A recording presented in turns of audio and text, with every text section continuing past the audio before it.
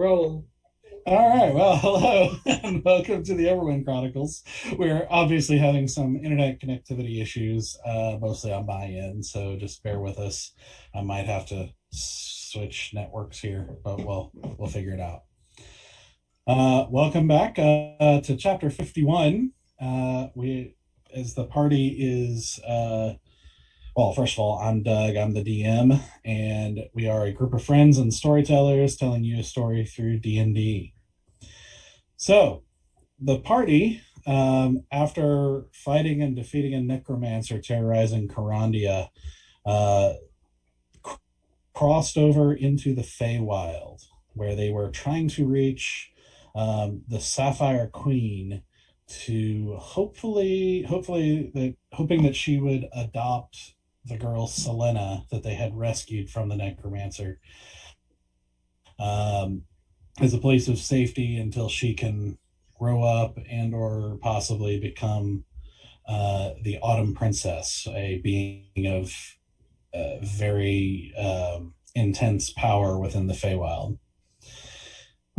After quite a journey through the Feywild, running into a lot of interesting creatures and a variety of strange tasks, eventually learning that the Feywild just doesn't work the same way as their world, and making some enemies along the way. They eventually, thanks to Stoic, groundbreaking character development, turning his back on his god as a cleric, and agreeing to serve a devil named Bulgash in exchange for rescue of the party, or at least most of them, from a very powerful archfey that they had picked a fight with. And they, thanks to that deal, found themselves teleported to the Azure Grove, the home of the Sapphire Queen, where they entered and met the Sapphire Queen, who agreed to adopt Selena. They had a time of relaxing and speaking with the huge variety of children that were there in this kind of strange magical place. Also, even ending with a sort of dance party at the end with all the children.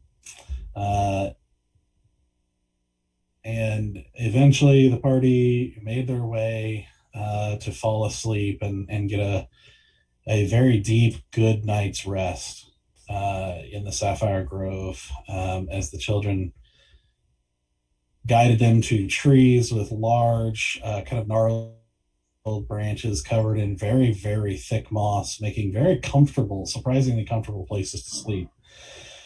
And so they fall into the deep sleep, getting a long rest, and waking up as under this perpetual sunrise. They begin to wake again to the sound of children playing and splashing and, just sort of peaceful noises. Bear, I want you to make a perception check.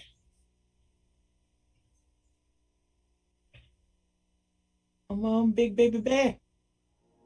Ta-da. Got a +1 perception. So that's a 15.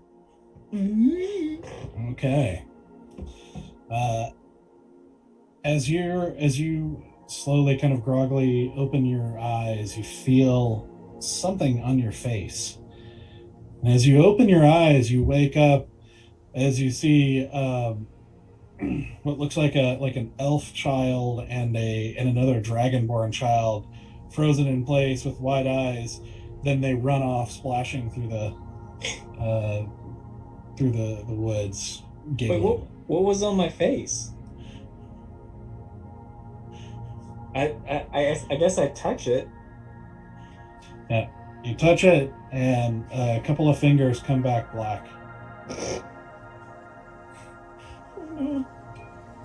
As the rest of you wake up around and start to move, and you see the two children kind of dash off giggling, you look over to see Bear but bear with a mustache drawn on and angry eyebrows drawn onto his forehead. And that's all the farther they got before you woke up. I'm gonna mock anger, chase the kids away. I'm gonna get you. It's Honestly- weird. Bear with eyebrows is weird. Yes, you should have seen him as a bugbear. It was hysterical. Oh yeah, I was a bugbear. That was a weird day. Here, It was Bear, a let me great day. help you clean that off. I don't actually. Sure. I'll let Valen do it. Oh. Why? All right. I've had too many experiences with Stoic. No offense, Stoic. I just feel you're gonna make it worse. Ooh. Oh, No offense, but then an insult. So yeah. Stoic, you can touch. Full offense. You can touch my face if you want. I get it. Who, Oh, me? well, you don't have anything on it. You're fine. We thought it was going good, but back to square one. Man. Back and forth, like getting whiplash here. It's the Feywild. Oh. Is it? Or is it just Stoic? I mean, that also. Just woke up. I tried to help a friend. Now I'm getting crap from the rest of you. It's just Same. another ordinary day, Stoic. Get over it. I mean, I think the Feywild did kind of bring out some sides of us that we don't have to talk about. We can just, it happened, and I'm just glad you're talking again. oh yeah, I was in a bad Serious. mood yesterday. I'm sorry about that. I feel better now. Don't apologize for being in a bad mood. This Well, place I is mean, I guess whack. I'm sorry that I wasn't as I know we met the Sapphire Queen, and I feel like I could have been a little more talkative to her. That's all. I just feel a little rude. It's all towards her. Well, do you want to talk to her now? I mean, I feel like I should, to be honest. Like, she did kind of take us in. Like, it's the with me way to, be cordial to our hosts. Yeah, we'll Well, bear then- with it. What? She beat me to it. What'd you say? It's my job as a bard, okay? I said we'll bear with it. Thanks. Love it. Dean's Actually- approved. Go and talk to her. We're not Yeah. going anywhere. Do y'all want to get some breakfast, or do y'all want to just kind of do her own thing? Is Easy still passed out asleep? At the moment, yeah. Oh, bear. Then I'm gonna wait, go- wait. Yeah. I'm gonna find those kids again. and be Yes. Come here. Come here. Okay. And I'm gonna just have them draw something on Easy. All right. So as Bear goes off to the Sapphire Queen, those two go find the children to execute their plan. Stoic and Valen, what are you doing? I guess I'm just gonna wander around and try and count as many Orcus children as I can, Okay. and people children. Oh, after I made an enemy for life out of one of them. Listen, Asura really knows how to talk to children. I will not leave you unsupervised from now on. Your batting average isn't terrible, though. I'm a solid 50-50. I Yeah. have a child whom I adore, and I've really worked hard to build a strong foundation, and then a child that will definitely kill me in about 5 to 10 years. So we're super even on the I playing was gonna field say right now. 50-50. That's not terrible percentages.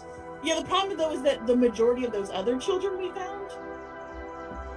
So I'm not batting great averages right now.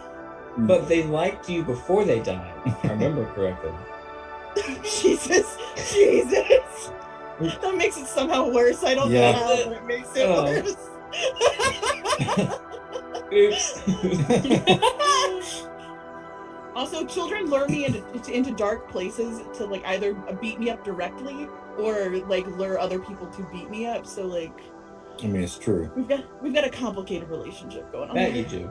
That you do. I can So have understand why fun. you're a little hesitant.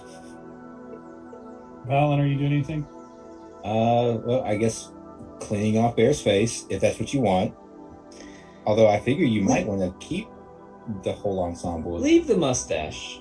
You can get rid of the eyebrows, but leave the mustache. How does the mustache look, by the way? Like, is it well done? Is like, like whoever did that has a future in art, or is it a? Oh, it's. I mean, it's a child's drawing, and it's definitely the kind that kind of curls up on the cheeks. Yeah, we'll leave that. We'll leave that. As the kids come back, I'm gonna say to them, you guys did a good job. like kudos. Like, I've been trying to grow a beard. I didn't know it could be this easy. Like, I need to come back to you for my next barber trip, I suppose. And speaking of easy, Okay, we should really start with the eyebrows and really get a good bush going on. Have different colors. I feel like, Mm-hmm. All right. Also, I walk up to Bear. I do I just put my thumbs over his eyebrows as much as I can. I'm imagining it's not going to be cover Bear. Just I don't know if that looks. I think. Does it look better with or without the eyebrows? I'm thinking it looks better with the eyebrows. It looks better with the eyebrows. I trust you. I mean, they're basically V angry eyebrows. He looks like yeah. I can't even think of the cartoon villain's name now. I am drawing complete Rocky and blank. Bullwinkle. Is that what you were thinking? Yeah. Natasha and Boris. Yes. Boris and Natasha Musenskveld. That's how I Yes. learned how to do a Russian accent. Is that so? Which Boris and Natasha Musenskveld, fearless leader. Mm-hmm. But yeah, are you going to the Sapphire Queen, Bear? Yes. I'll walk with Bear to the Sapphire Queen. I guess before we get to her, I will dunk my head in the water and kind of just clean off a little bit. Take it all off, the mustache too. Whatever this water does, I'm gonna psh, psh, 2 or 3 times, and then whatever's left, I don't know. So I'm just gonna be there. I will say you get the impression it's not very permanent, so it'll probably wash off pretty easily. Oh, okay. If you're wanting to keep any, you're gonna have to be specific about it. Definitely not the next day makeup. That's what I was about to say. He's got the runny mascara going on. Yeah. Right. Just Super emotional, guy. It's a rough day. Listen, the next day all you have to do is just do a quick wipe under the eyes, and it looks like that'll work. Okay. All right. So you wash your face clean, and then make your way to the Sapphire Queen's clearing.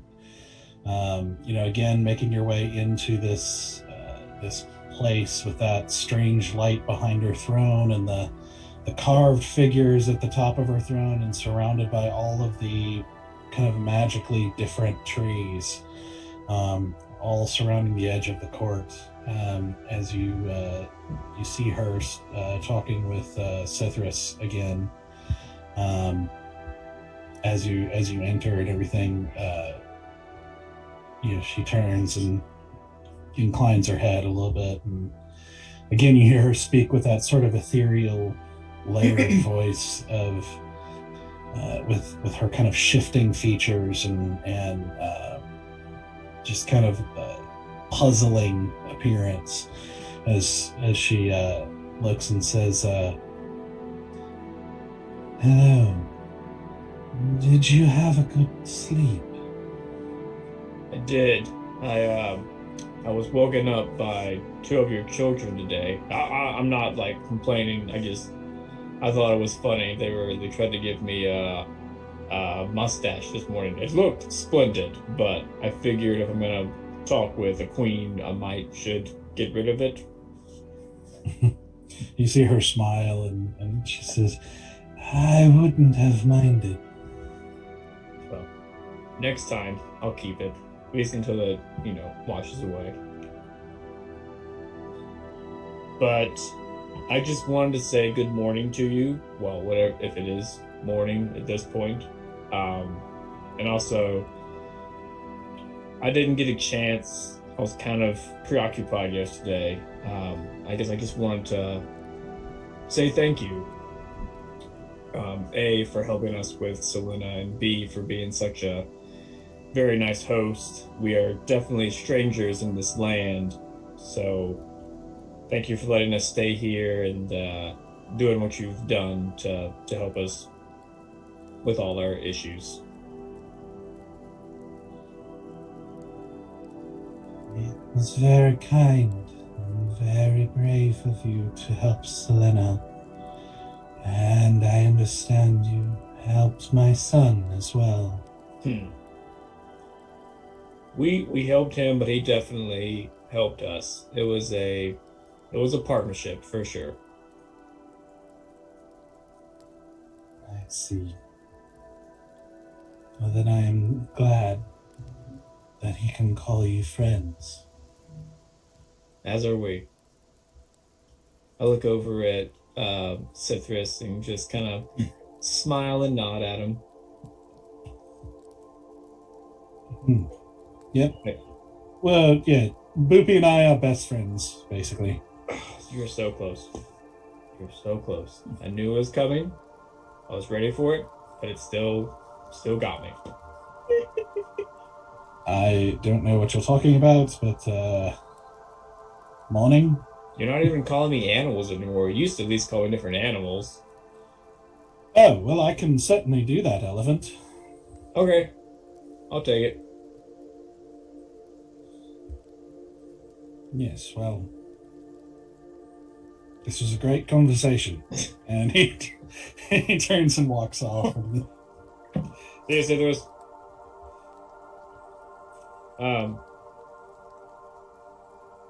Yeah, I guess I just wanted to say thank you again. And I guess ask, was there anything that you needed from us? Anything you needed help with while we're here?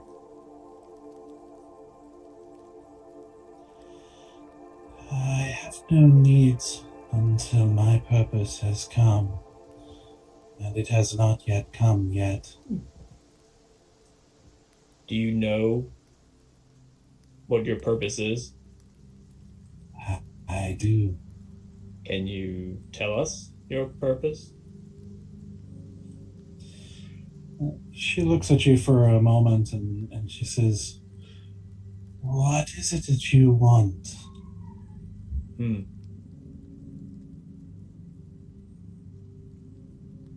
I think I just want to know that it's worth it. That what I have been doing and now what we are doing will mean something. That we're not just wasting our time.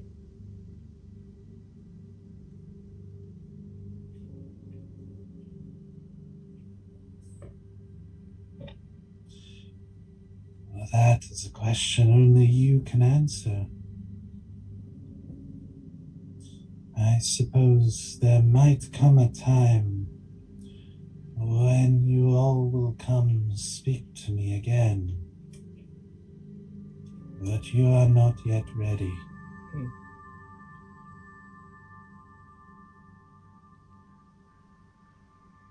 Do you, not me, talking more about like yourself and what you're doing here, do you feel like it's been worth it? I believe it is universally important. It is why I was created. And it is a special thing to know why you exist. Yeah. I feel like I know, but I'm not, I don't think I'll ever know, but I got an idea of why I'm here.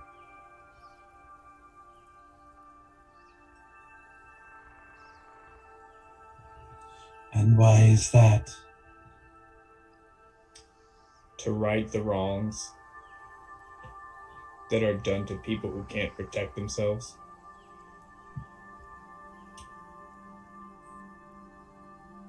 You see her smile and she says, I've always had a soft spot for those who serve all the gods as equals.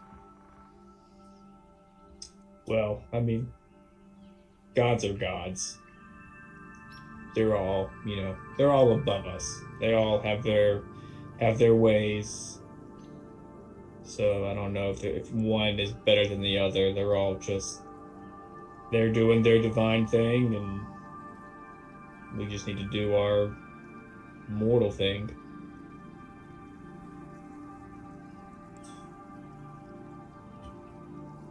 She kind of looks up, like off in the distance a little bit, and says, Indeed, they are far beyond any mortal and operate in ways impossible to understand. And yet, they are closer than you might think. Really? And you see, as she says that, her eyes sort of fall to the trees around you. Do I need to roll, or like do I pick up on her hints on what she's going to tell me? Well, what do you think? Why is she telling me that like there are literally gods in the trees? You don't know.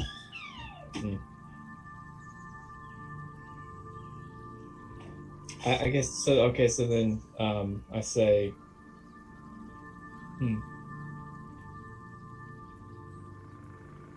these trees are otherworldly for sure. We don't have these in the planar realm. I think that's where we're from. Material plane. Material plane. Thank you. We're all really into flattening wood.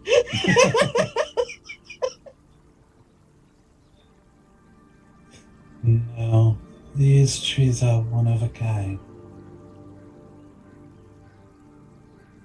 Oh no.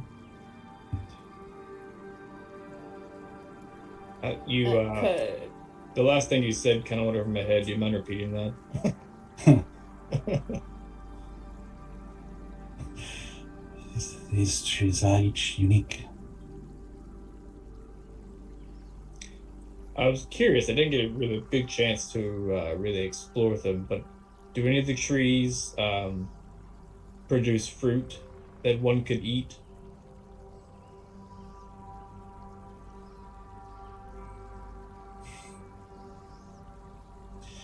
It is possible. When the season of their fruit comes, but they are not yet in season.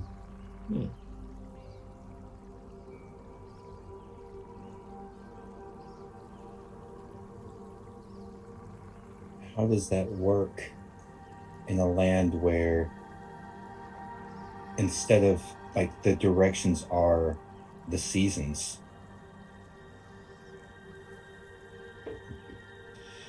I do not speak of the seasons as you know them.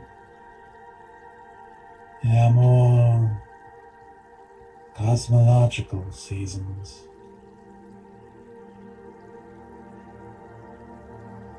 That is well above my head.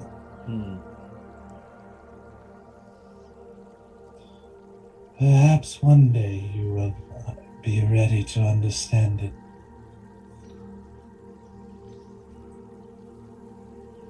I hope so.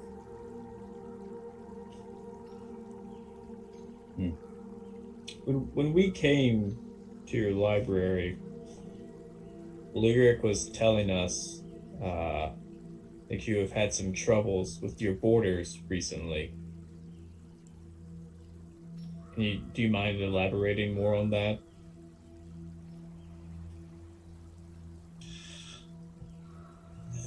always those who seek knowledge they should not have. And so occasionally there are attempted thievery. It is part of why Lyric is there. But perhaps she also means the appearance of strange creatures that should not be here. It would seem more creatures are crossing into other realms than should be the case.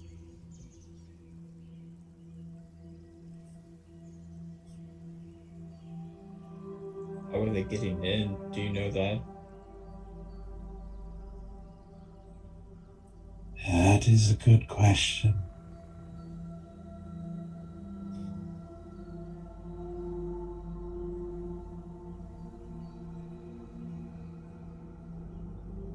Does it have something to do with the cosmological seasons? Is something thinner where it's easier to cross over, or? No. If the veil has thinned,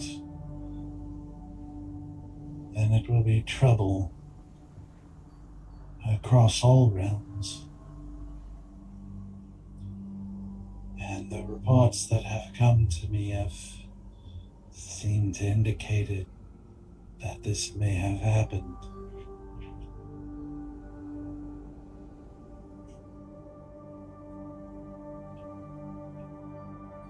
Do the other sorry, I don't know your world too well, but do the other queens, are they concerned about this?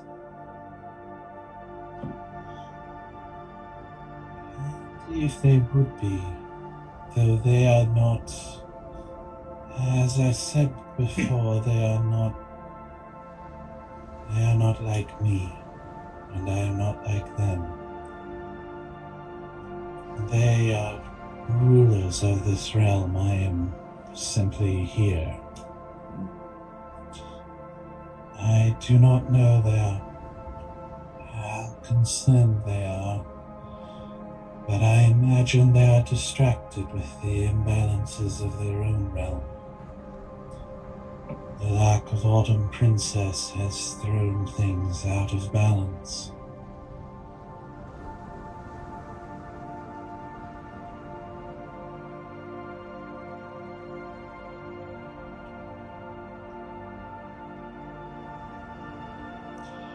And even if that were the case, it would be unpredictable, as the Fae are not known for caring about the same things you and I would.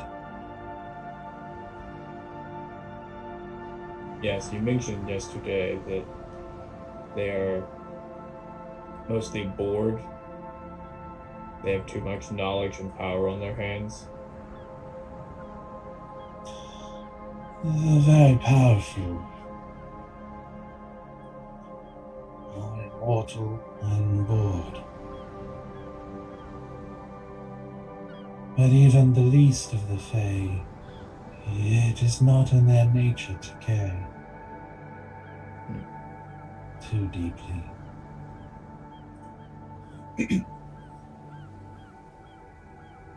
That's interesting.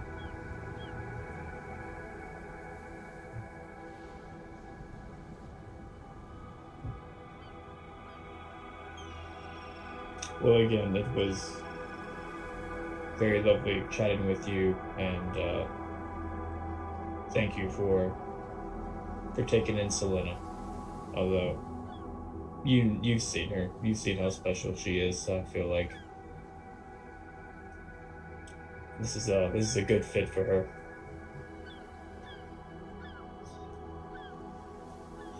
I'm glad to have her. But all the children here are special. As are you. I blush. You know, thank you.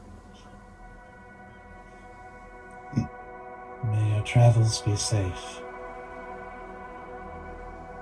Thank you.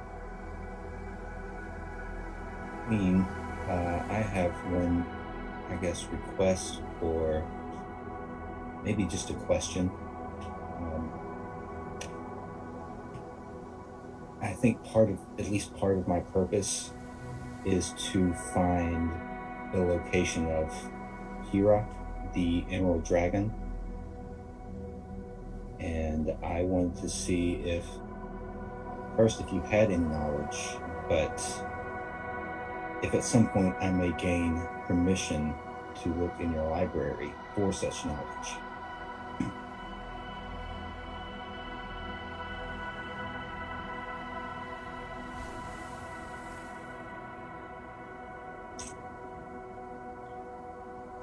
You will not find information on his location in my library, but you might find some info among the histories of your own world. Start by inquiring into the Eldrin. Eldrin? Eldren. Okay, that's not a term I would recognize just right offhand. Make a history check. History. Okay, let's see where this is going tonight.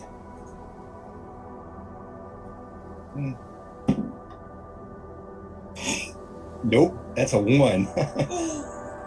Nothing. Yep, nope. Yep. Yeah, no clue. Cool. Gonna be on this quest for 40 years. Yep. On my deathbed. I tried. Oh, Eldrin! Now I remember. I feel like such an idiot. Well, thank you for that knowledge at least. We'll see what I can find out. And thank you for your generosity, your kindness, and allowing us a safe place to rest and just have a night of, I guess, frivolity.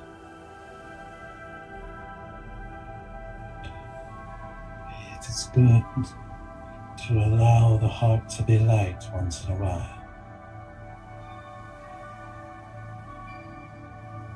Yes.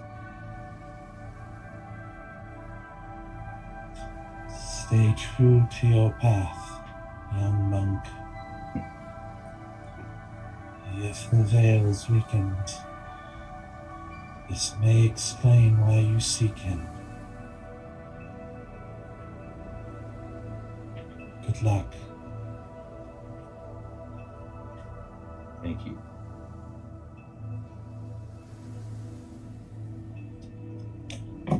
I guess we... So I'm gonna go find a climbable tree in the grove, and then I'm just gonna sit there and meditate for a while. I think I'm actually going to go, kind of following up on that a little bit, is actually go and look at the trees, because the whole, like, they are closer than they may appear lines, like, okay, what does that mean? So looking through the trees, seeing if there's anything I would even find that might provide some kind of information as to what that is, insight. I want to go over to Valen because I'm super curious what Bear said. Because Bear wasn't talking much yesterday, and I'm just like, is he okay? Does he need anything? So I just slowly make our way over to Valen and just be like, so what did Bear want? What did she say? You're in the clearing with her as you look at the trees and walk up to her, or walk up to him, just so you know. Yeah, that's fine. Asura, this place has really messed with Asura's brain. Like, she has never felt light like this in a while, and she is basking in the feeling and making a total ass of herself. I mean, I don't hide anything. I say exactly what I basically recant the conversation as best as I can recall. I don't leave anything out. The gods are closer than we think. Yeah, and she was looking at the trees when she said it. So I was going to go and see if there's anything that can be kind of maybe figured out from looking at these trees. I don't know. This is all way above anything that I know or am used to. I'm going to go over to that golden, like the bright golden tree. Okay, so you approach the tree that seems to be solid gold, with just a ton of lush blossoms and fruit, just kind of covering over it, like way more than a natural fruit tree would typically have. I'm going to look at it and I'm going to say, excuse me, are you children? To the tree? Yeah.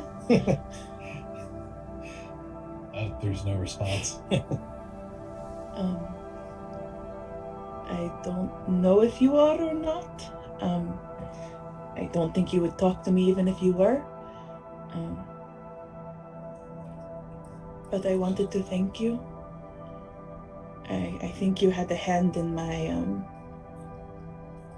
trip back from wherever I was. I don't really believe in you or really any of you, to be perfectly honest. So this feels super awkward, and I don't know if I like this feeling, but it's just that he really, really believes in this, and he really cares about this stuff, and I just wanted to thank you, and thank you for protecting him and keeping him safe, and I know he has a lot to learn, but I think he will serve you well. So, both of you to roll an insight check. And oh good, I'm not great at insight. I would probably before I do that, is there a tree that appears to somewhat like this? And we can go off of just what it like instinctual knowledge. One that looks similar to Ixie's color palette. Okay, yeah, just roll the okay. insight check. 17. That's not that great either. That is an 8. Oh no. That dice might be out for tonight. That's 2 single-digit rolls in a row. Sarah, as you're talking, as you are looking up at this tree, the more you talk and the more you think about it and look up at this tree, you just kind of feel like this doesn't really fit children.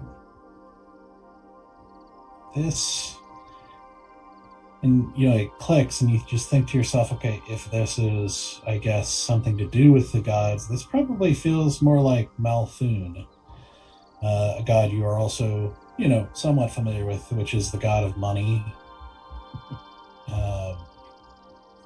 wealth, and, trade and that sort of thing.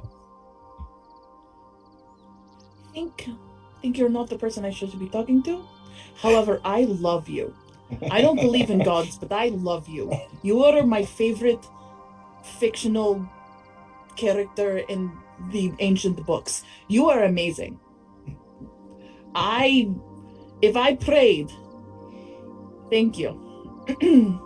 But also, stop being so stingy. You should give us more money. Just saying. We work really hard and we are well underpaid for all we do, so.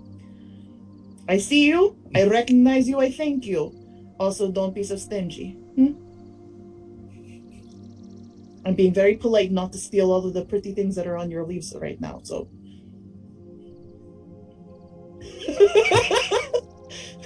Does not respond. Mm-hmm. Cool, I just awkwardly told my soul to the wrong god. It's fine. I'm just gonna keep looking around and try to figure out which one's the right one. Which one's the glowy, light, good energy life one. As you walk by my tree, Asura, I'm just gonna shout down, did that tree hurt your feelings? No, not directly. Kind of hurt my own feelings with that tree.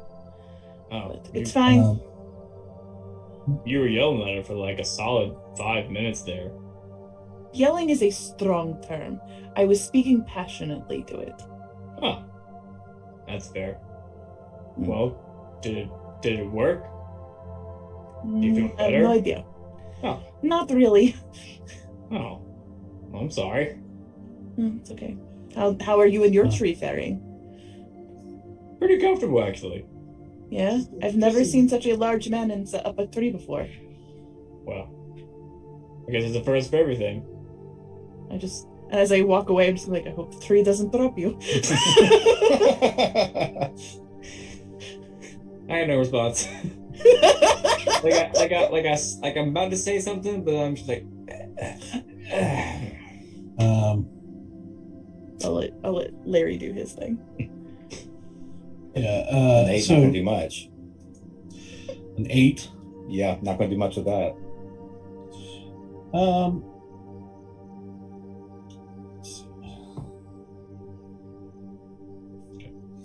So you start walking along the trees, and you pass one that's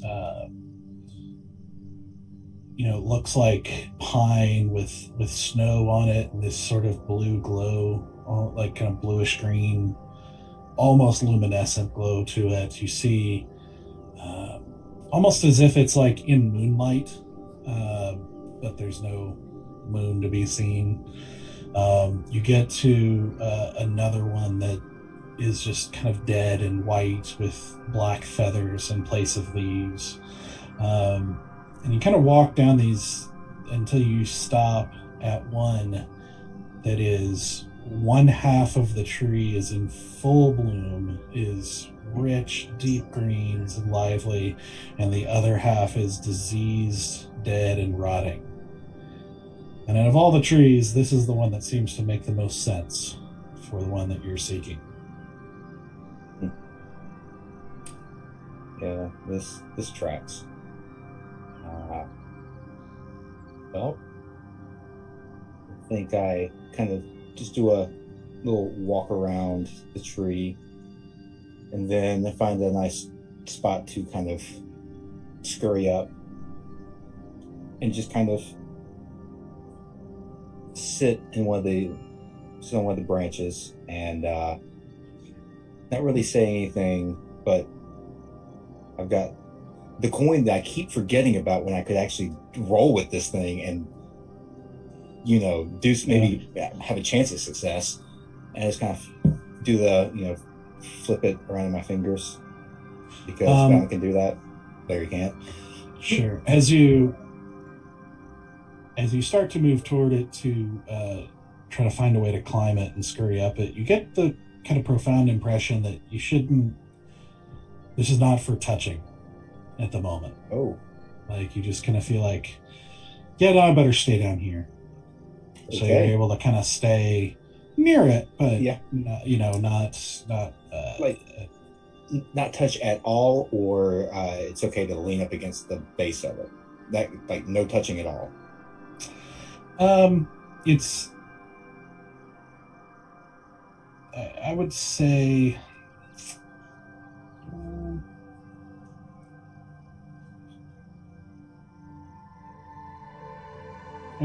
you might be able to sit and lean up against it in the water.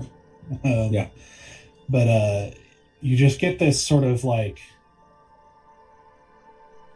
reverence, like this is representative of something that deserves a lot of respect, and this is not a tree for climbing and playing and relaxing. This is representative of something, and that's probably the most you think you might be able to do. Okay. I don't know how much of a difference it made. My intentions were not just to rest. It was more of a meditative, trying to connect with Ixie in some way, because a little shooketh at the moment with this whole deal that I made. So just trying to, and I'm fine doing this at the base of the tree too. Like, this is just me contemplating. Yeah. So so you want to sit under and meditate. Roll a history check. Scared of the dice. Scared of the dice. What we got? A 6. Ooh. This is what we're in for tonight, guys. This is what we're in for tonight, right here. Yeah. Okay. So you take some time and just sit there and meditate. Yep. That's it. I'm good. All right. Asura, you do eventually find a tree that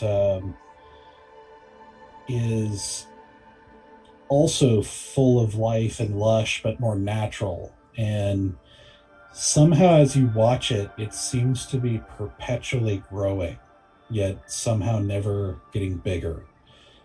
It's one of those sort of like almost illusions to your eyes where it's like it is constantly growing bigger, but when you like look anywhere else, it's the same size. Like looking at it peripherally, it's the same size, but and you kind of get the impression that this might be a good representation of the god of life and growth and spring. And you can also see that the whole tree has like a faint yellow glow to it, almost like like a tree where the sun is like behind it and it's just sort of lighting up the edges of the leaves and the branches. I should have chosen the plain looking goblet. I shouldn't have chosen the goblet with all the gems on it. That's what you're telling me. Right. I'm just gonna go up to it and be like, so I'm sure you probably heard what I already said over there, because you were listening, and I always are talking to the wrong tree, and that is fine. But all that I said, I'm not gonna repeat myself because that would be redundant. Also, that's super awkward. I'm now talking to 2 different trees, but the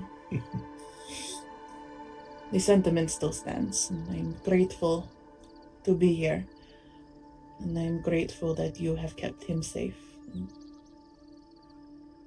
I hope to do the same. So, good job. Okay. There's no response. Yeah. I realize this is a very awkward conversation because it predicates on the idea that I believe in you and I don't, so like now I'm just a crazy person talking to a brightly colorful, ever-growing tree. I'm not gonna think too hard about it, but thank you. Have a nice day.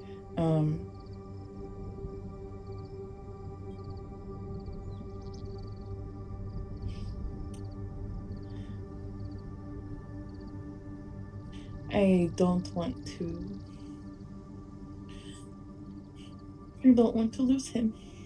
So please keep him safe. Okay, bye. And then I just like awkwardly walk away. Okay. What kind of tree am I in? Sir, one thing you do notice is the corner of your eyes is just, as you guys have been doing this, you do see the Sapphire Queen just sort of quietly watching you guys interact with these. Doesn't say anything, but she kind of looks peaceful and is just watching. I do kind of like look at the shadowy tree though, like the one that's all like dark and shadowy, and I'm just like, I don't know who you are, but I am intrigued by you. Yeah, roll another insight check. Oh no. I only have +1, so I'm really hoping these dies at 18. Okay.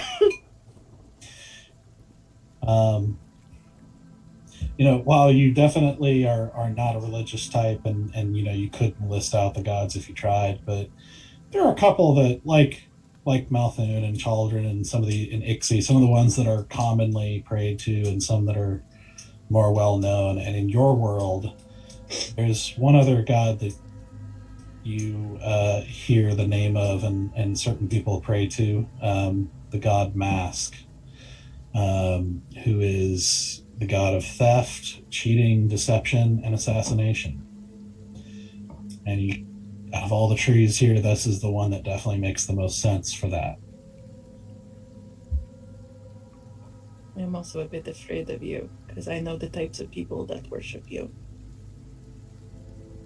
And they are true zealots.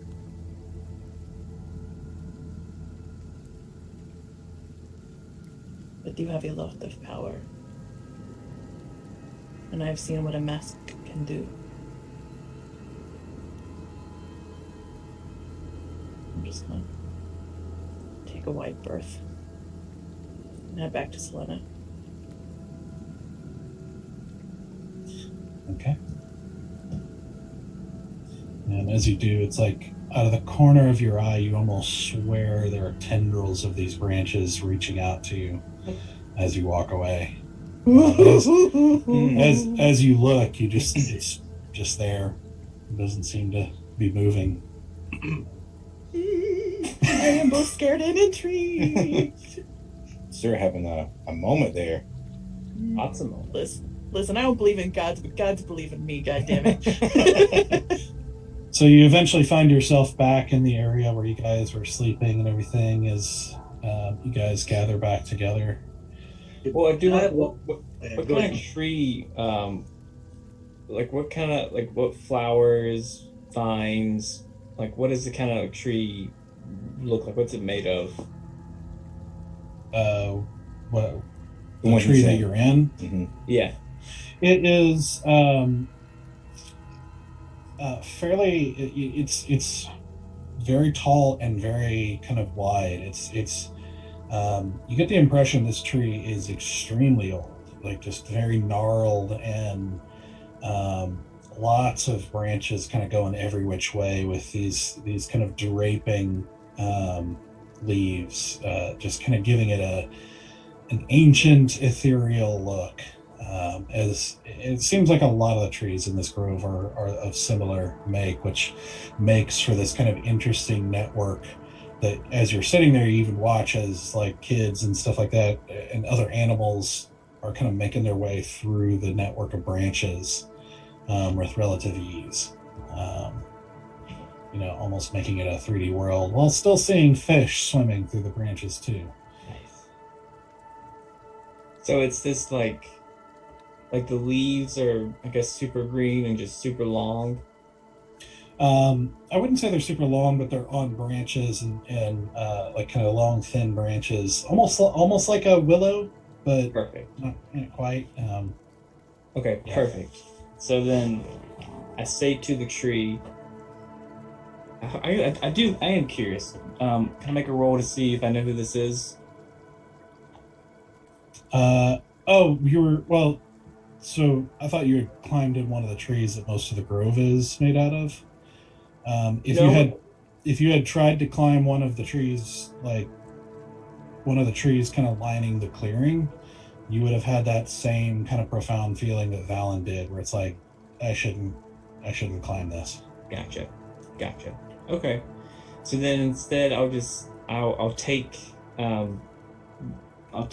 the a vine from the tree, just kind of like cut off a small little piece, and I'm gonna wrap it like a daisy chain around the outside of my holy symbol, and then just gonna take some time with it, make it nice, looking pretty, and then when I see my friends leave, I'll take a minute or two, and then like nod and hop down and head off behind them. And this is from one of the normal trees. Yes. Okay. You can also make an insight check real quick if you want. Sure. Come on, come back up. Come on, come back up. Insight is a 7. Okay. Even with a 7, you get as you are, it just takes you a lot longer, but as you are kind of sitting off a little ways, but you can still see into the clearing as you're kind of looking at these different trees, your eye just kind of keeps getting drawn to the pine, sort of the some sort of evergreen. You're not sure if it's pine or not, but it's definitely got these long green needles with snow covering it, and seems to have this soft bluish glow, and you get the impression that this is probably the most representative of Ildris. Okay. So I finished my little medallion, my little daisy chain, and I hop down and I walk over to Ildris, the Ildris tree. And I go, "Good morning. Um, I don't know if you can talk to me. I'd love to hear from you, but I understand if you have other things going on and you can't really, speak to me. I don't really know what to say. Just, we've got a lot to do. Got a lot of evil things to slay. I feel like, our group, it's a good group. It's taken some time, but I feel like we are coming together as a family, and I feel like you are involved with that.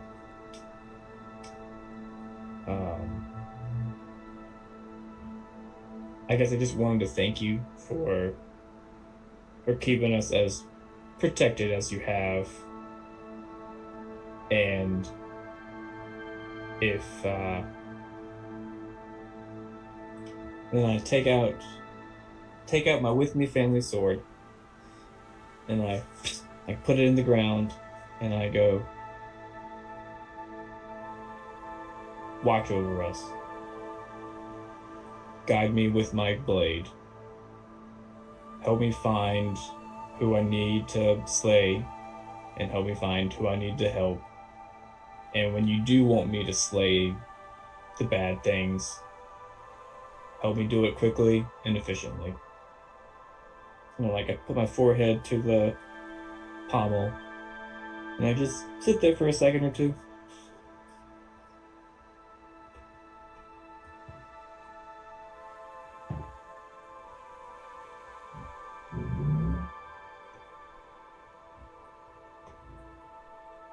Okay. Once I feel like the moment has passed, I'll nod, sheathe my weapon, and head on back to the group. Okay. As you kind of nod and sheathe your weapon and stand up, you hear, as you look up at the tree, as you hear the soft swishing of water. As you turn and see that shimmering form of the Sapphire Queen kind of behind you, looking up at the tree with you. And you see her just kind of looking up at the tree serenely for a moment, and then she nods and she reaches out and she takes a single needle from the tree and then turns and hands it to you. I am just in awe right now. Is this from Ildris? Did she say I could have this? Keep it with you. It is very fitting that you would, one from the north, would choose Ildris. Especially as one is building a new family.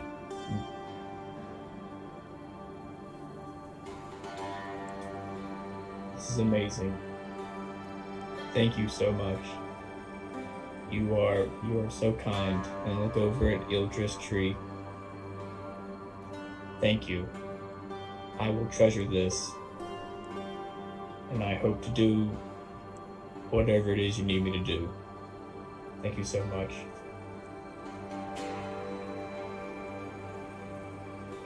Remember, these trees are representative, but they are not the gods themselves.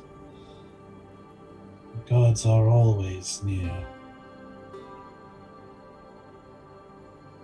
I know they are, but it seems like they are more here in this grove?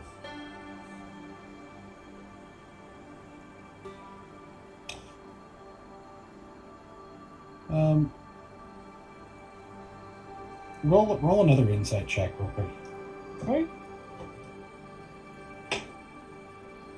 All right. 18. You see, just for a moment, what you swear is sadness.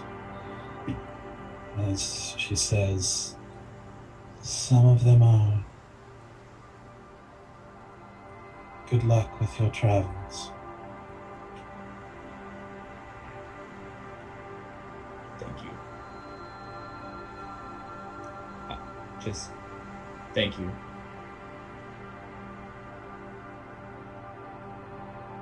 I'm just sitting here with my. Is it a pine needle? Yeah, just a small pine needle with just the faintest kind of bluish glow. Like I said, it's the impression of like a pine needle in moonlight. I'm just looking at it. At that moment, a child kind of comes running into the clearing, and she turns and walks over to meet with the child and talk to them. Good day. And if you want to play some more, I think we got time. We can do some more arts and crafts. Just say if you want to. It's fine. Well, this is a different child that's just come up to talk to. Oh, well, it's fine. We can play other games. It's okay, but if you want to, it's okay. The kid just kind of gives you a strange look and then starts talking to her.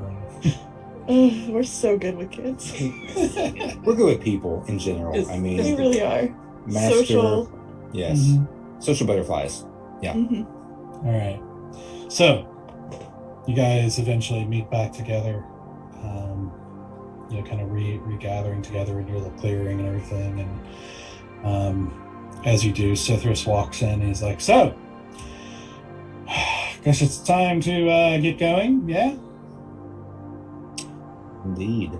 I'm just gonna look over at Selena and just like, I don't want to leave.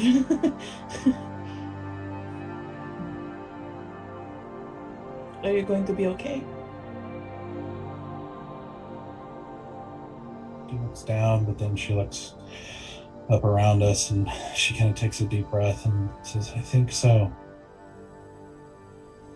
I don't think this will be the last time we see each other." I hope not. And I'm gonna grab the green ring from her. This is a very heavy burden to hold on to. And I don't know if I want to ask of you to hold on to it, but I don't know. For some reason, I feel like she deserves to be here in this grove.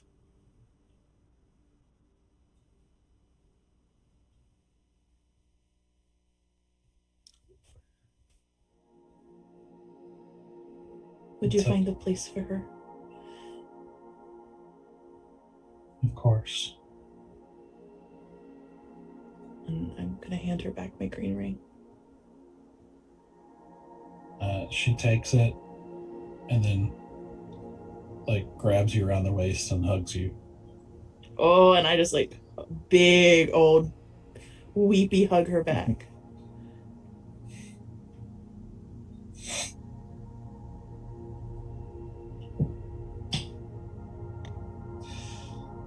As you take a moment and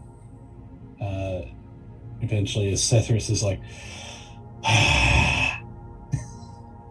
Selena finally loosens and kind of pulls back and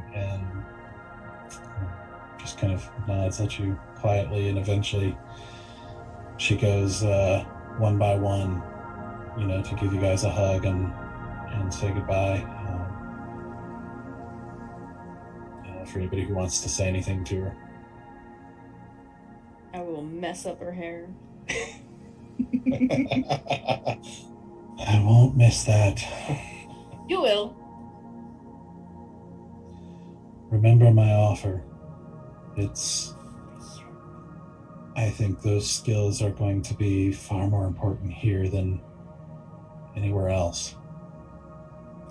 You always have a place.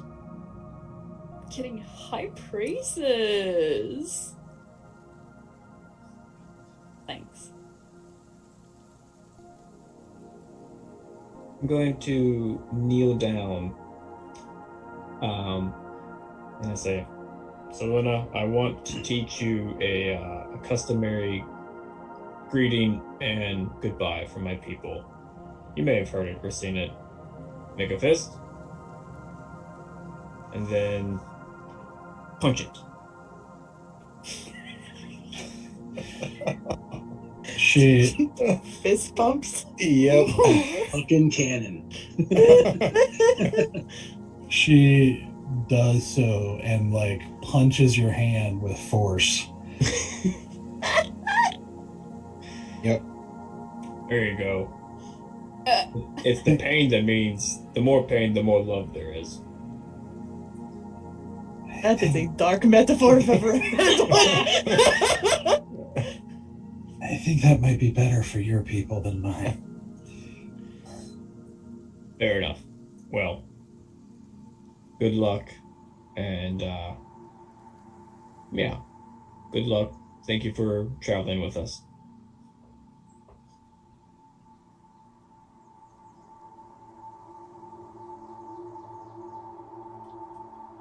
Go back down to her and get back to eye level with her again. And change my eye color as close to her eye color as I can. Right now is kind of a pinkish purple. No, do the...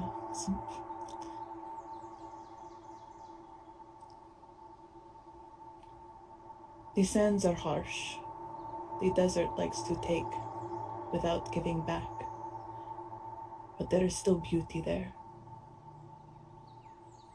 I don't know what this world will be like for you. Take in everything you can, learn everything you can from everyone. Every child here has a story to tell. Listen to them. And if one day you want to be their princess, you will be one of power and grace, where you will know what it is like to be at the least, so that you can be at the most for them.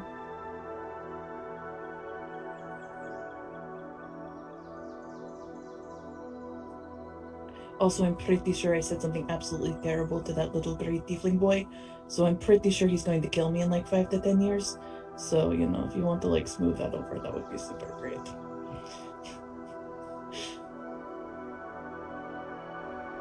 But I am very proud of you.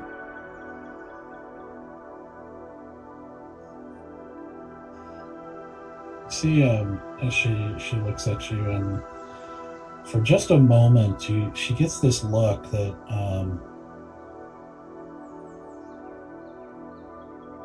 she gets this look that seems to this sort of timelessness of what you realize it's sort of the same impression you get from the Great Furred One and the Sapphire Queen, this sort of timelessness to their timeless quality, I should say, of something that's some being that's somehow, you know, set apart in a way, even if it's not fully realized. Just for a moment, you see that in her as she looks at you and she says, "It's true that even the harshest desert can produce a beautiful flower. You need to realize you have a purpose too. You have your own beauty that you bring to the world."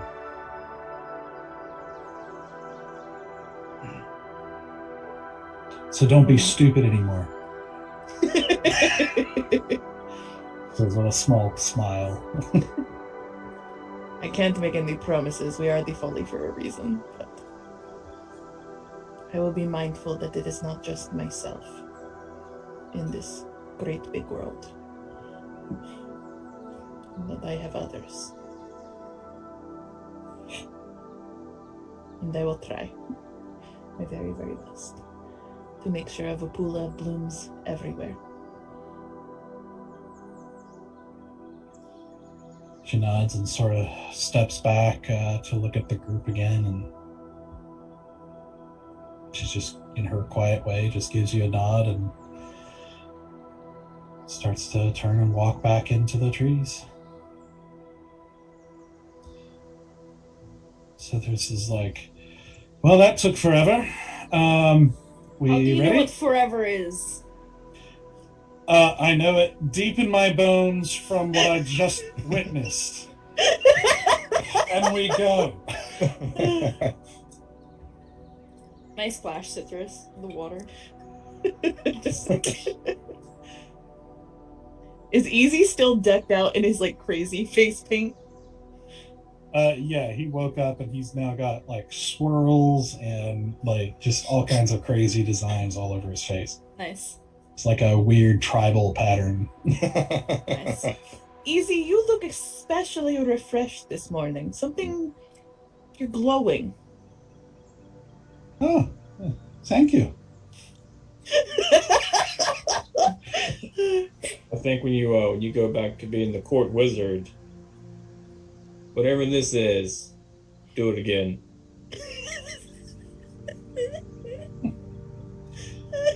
I suppose Feywild agrees with me. It surely does. Yep. If of anyone here, you would be the one that the Feywild would agree with most. This is true. Like right. as the team starts going though, I want to hang back for just a quick second and like look at the Sapphire Queen and just nod and just kind of thank you. And then before I go, I want to take out my 2 blades, the ones that have been built at using that like sapphire. Like a sapphire was used to build them. Correct? Yeah. And I'm just gonna look at her and say, if it is not too forward, these were built out of sapphires. May I honor you with them. I realize they are implements of death, but they also bring a bit of, I don't know, life, balance. She smiles and she says, "This is very kind of you, but I am no god to be honored. Honor instead yourself and those around you, and let them fight for them."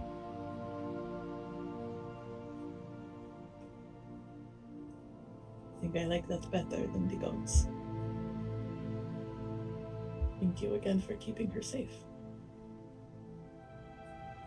I'll sheathe them and get up to the group and link arms with Fallon because I'm feeling a type of way.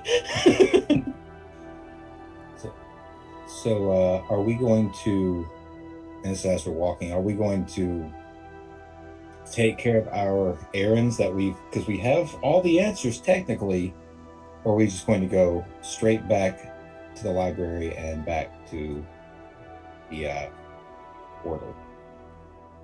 As much as I'd love to get my my trident back, I just kind of want to go home.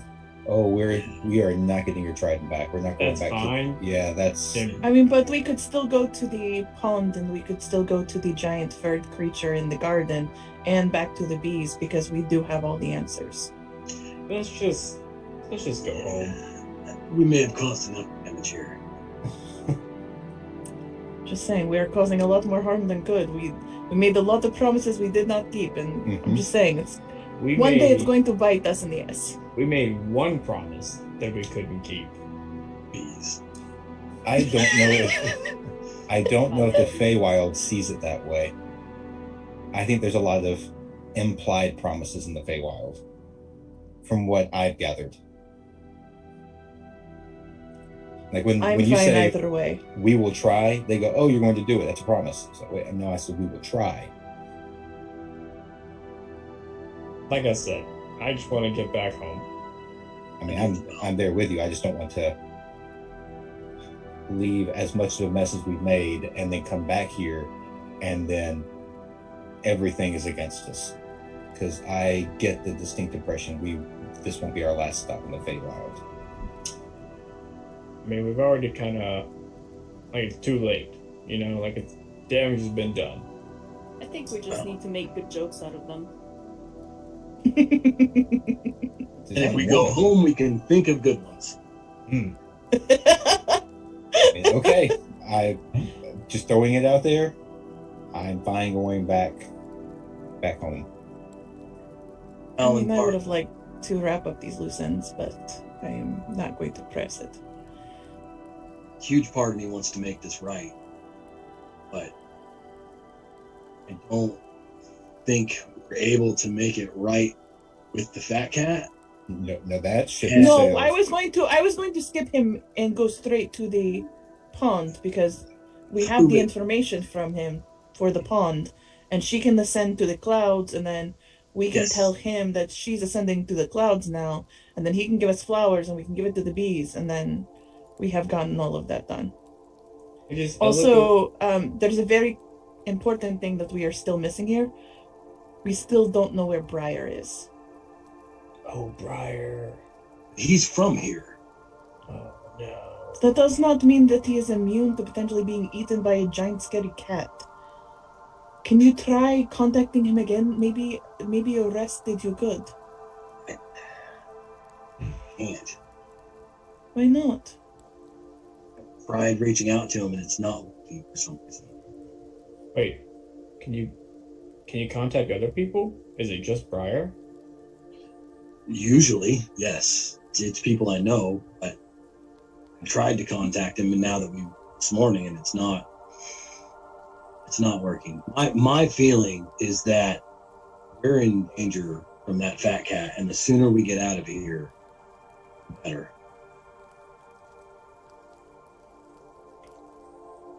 Just don't like the idea of not knowing where Briar ran off to. Yes, and as powerful as that, as the Great Furred One is, we may not be safe anywhere we go.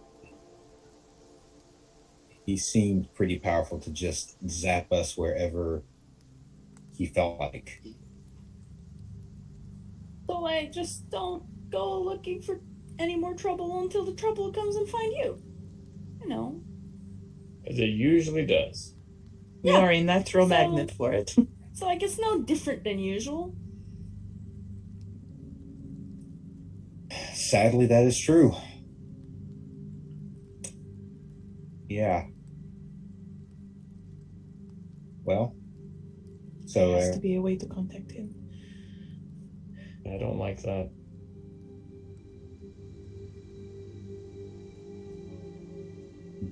Could you try one more time?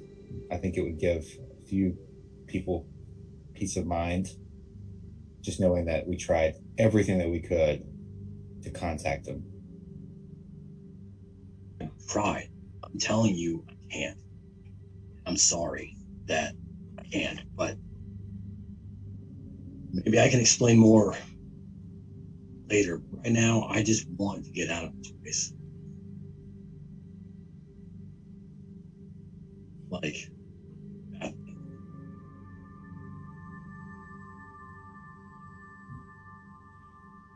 okay. Okay, well, Citrus, I guess back to the library. And let us not go anywhere near the bees if we can avoid that altogether. Yes, I agree. Take a little longer, but I'm sure we can find a way.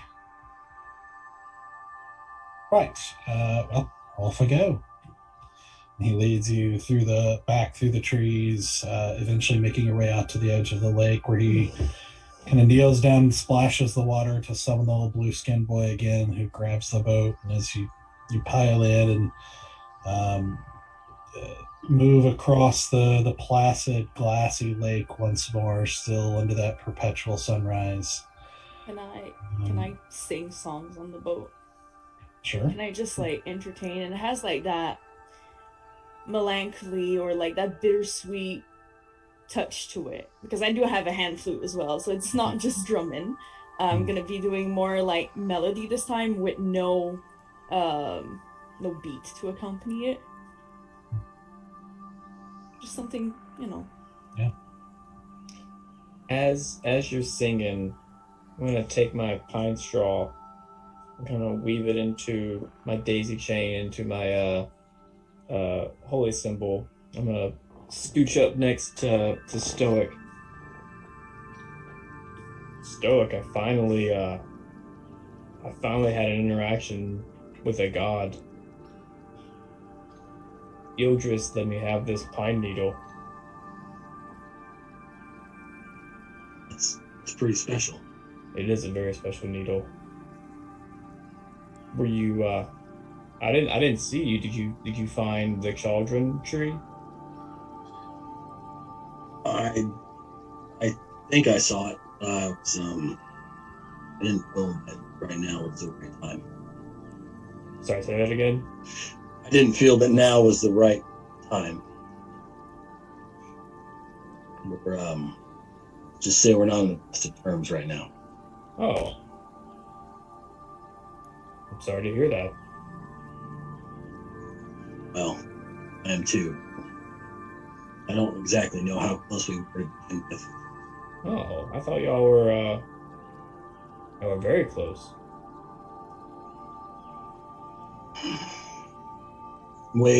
In a lot of ways, it's been very difficult. How long? I mean, is this your first interaction? My first like I've heard of them, and I I pray to them, and I've had rituals, but this is my first physical interaction. I've never had like an actual gift from a god before. Is this the first time that you've felt presence fully? I think so, actually. It's pretty special. I am not gonna lie, I treasure this pine needle immensely. And I hope to see her face one day, but this is pretty great. And you're sure it's from her? Yeah. Well, it's from the Sapphire Queen, but she gave it to me from the Ildris tree. So, and that's enough for you? Yeah. Yes, it is. I envy you sometimes. Huh. Is it because I'm so handsome? It was until you washed off the mustache. You're right. That was a nice mustache. It was. You should think about growing, man. I've tried, man. It's not the easiest. My dreadlocks are as good as it's gonna get, I think. It's not. It took me forever to get this. Yeah, and how you could like get it around your tusks too. That's pretty impressive. Yeah, that was Just like slowly watching this conversation, just like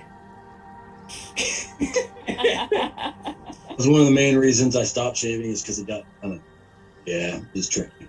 I could see that. Gonna like go around it. Yeah. Yeah. You don't want to nick a tusk either. That could be very painful. True. Ugh. But, I'm excited to get out of this place. Hopefully we can get back to the library faster than it took us to get here. Yep. That is odd that you can't talk to Briar, though. I hope we can clear that up. I'm hoping it's for something on my end. Because I lean to get Whisper to kind of bear. I can't speak with Ed that way. Oh, wait, what? Wait. You think Briar's dead? I don't know. Just know I can't talk with him. Jeez. So he's either someplace I can't speak with him, or someone's magic is preventing me. His place is preventing. I don't know. Gosh. Can you speak? Can you speak to someone in another plane of existence? I cannot. Well, hopefully he got out. Maybe he traveled somewhere else, and maybe he's waiting for us. That'd be nice. Hope so. I hope he finds his way back to Selena. And I do have faith that he will. He was it's funny. I can't trap worth shit, but the first trap I set, I caught him. That talk about some divine nature. That's not helping. That's making me have a little less faith that he's going to make it back. No, but I'm saying it was lucky. I've seen you trap. I know. It's not very good. No, it's awful. And I've kind of given it up, honestly. If you want to teach me, nope. We're just gonna end this conversation. That's not boding very well. Okay. Well, I'm sorry. I hope he's not dead. Oh. By the way, I don't feel bad for you not letting me wash your face. I understand. Thank you. In all honesty, I was gonna wipe everywhere but where you were marked. So you were gonna what? I was gonna clean everywhere but where you were marked. So see, I knew not to trust you. I knew you'd do something. But in hindsight, Sapphire Queen actually didn't mind. She just said it'd have been okay to keep it. You don't really not trust me, right? You know, on the small stuff, I'll mess with you, but I'm always here for you. Stoic, there is no one else I'd rather have watching my back in battle than you. It's just the little things. I know how you operate. That means a lot to me. Do you mind? I kind of saw it earlier. You got it, buddy.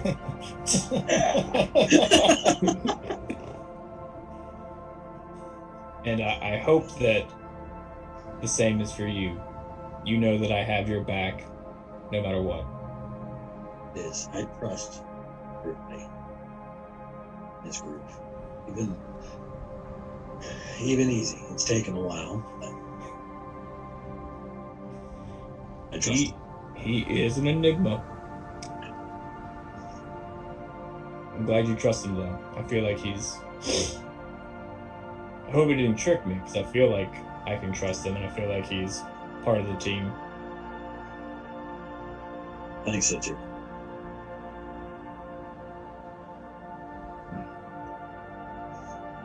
Yeah. Well, like I said, hopefully we get back soon. Agreed. I'm ready to get out of here.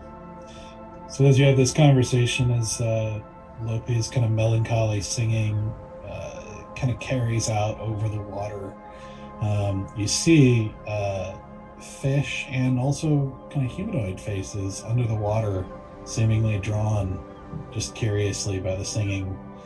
As you eventually make your way to the edge of the lake, where you can actually see another pixie kind of floating at the edge of the lake, and this one with dark wings and kind of short black hair and pale skin, who as you guys kind of you start to disembark from the boat, she's like, "Well, it took you guys long enough."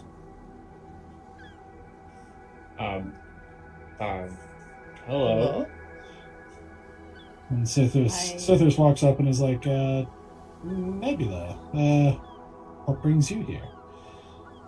And she's like, "Well, first of all, I'm on my way to the Winter Court because now I'm doing the job that you're supposed to be doing before you left. But I will say, I'm doing a much better job of it than you are. Probably. Tell him. Ooh. And he's like, yeah, probably. She says, anyway, and she turns to Lopi and goes, you ready? Lofi is looking at her foot a little bit when she feels all the eyes turning on her. Just like secure her backpack a little bit. Just like, hey guys, I'll be going that way. Whichever that way is. Where are you Okay. leading us? What's that way? She's gonna tell me what the way is. Yeah, I'm going to sightsee a little bit, and there's other courts to see, and this one was great, and I'm off to see the Winter Court. Does that mean we're going with you to the Winter Court? I pat your your cheek. That's very nice. No, I'm going alone. You guys have to do things, you have to go back. Oh. I feel like we're losing everybody. Well, I'm gonna go back to the material plane, just not right now, just later. Or is it later? I don't know how time works anymore. Well, that's fair. To be fair, this sunrise, sunset, whatever, those colors look great in my hair, so I'm not complaining, really. They really, really do. You look amazing out here. Thanks. It just... I'm gonna miss you as well. You're gonna make me blush. You learned a couple. You heard me sing all the time, and the jokes that I told you remember a couple of them. Just remind them in your head, and it's like I'm here. I look over at Easy. You remember her jokes, right? So next time you do your thing, like, you got a good joke. Write them down. Yes, of course. Okay. Put them in your memory banks and lock them in, because her jokes are hysterical. You can count on me. He remembered like one. Half of one, but he only remembered the punchline, not Yeah. the setup.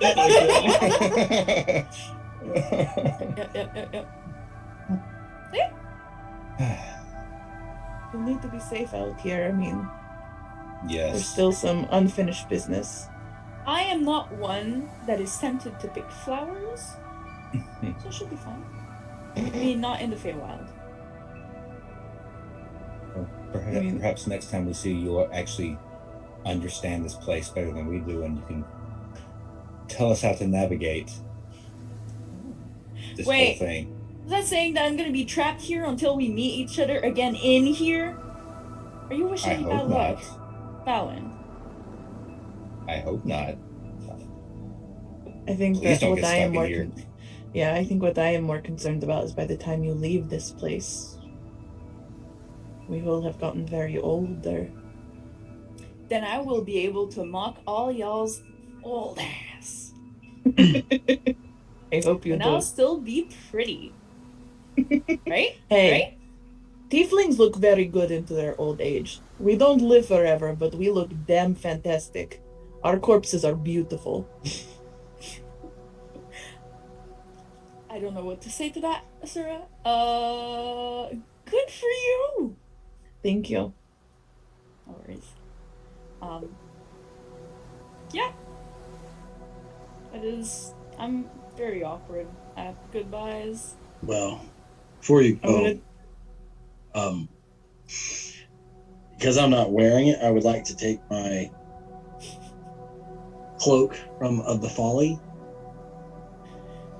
and I know we're having you one made. I hope until we can get it to you that I can do this, because much as weird to admit, might kind of miss you.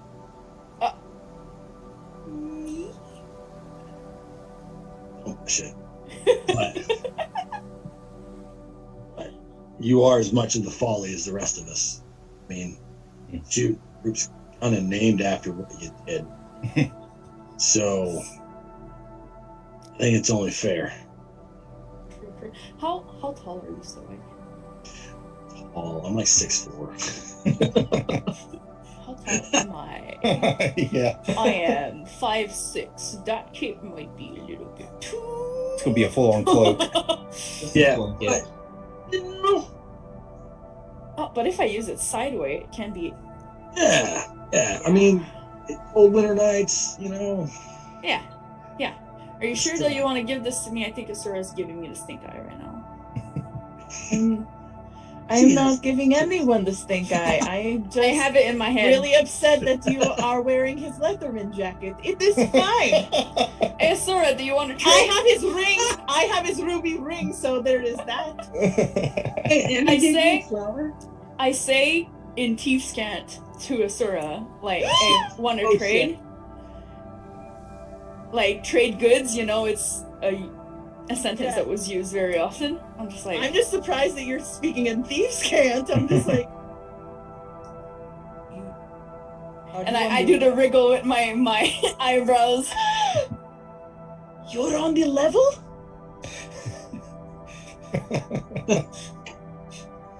I'm just gonna say in Thiefskant to him, if I give you my Folly cloak, will you give me his? Yeah, crazy.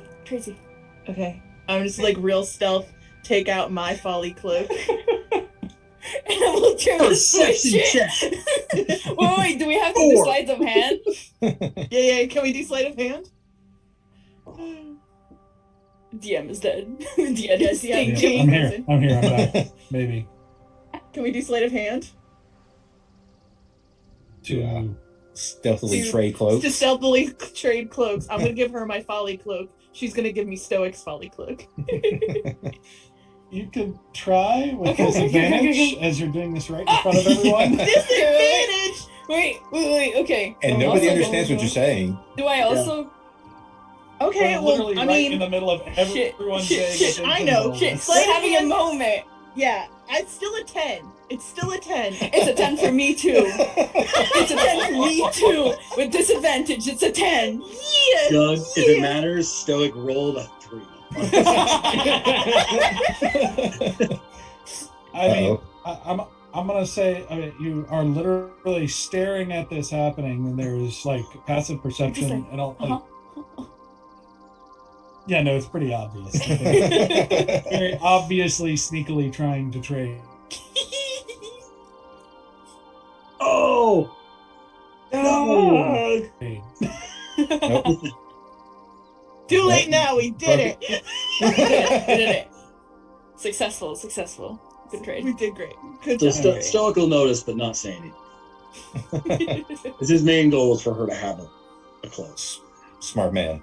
So At least I won't have. Well, like, now you have someone an with now you have like burly. an assassin.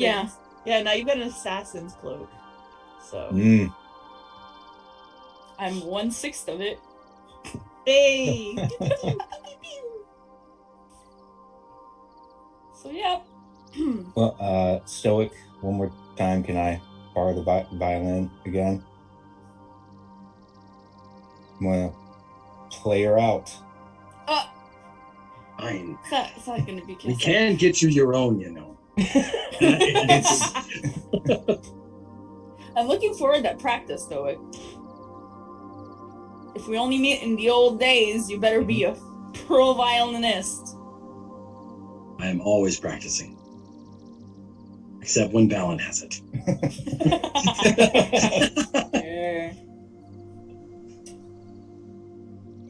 No, whenever you say you're leaving, I'm going to play you out. Oh, that's gonna be so awkward.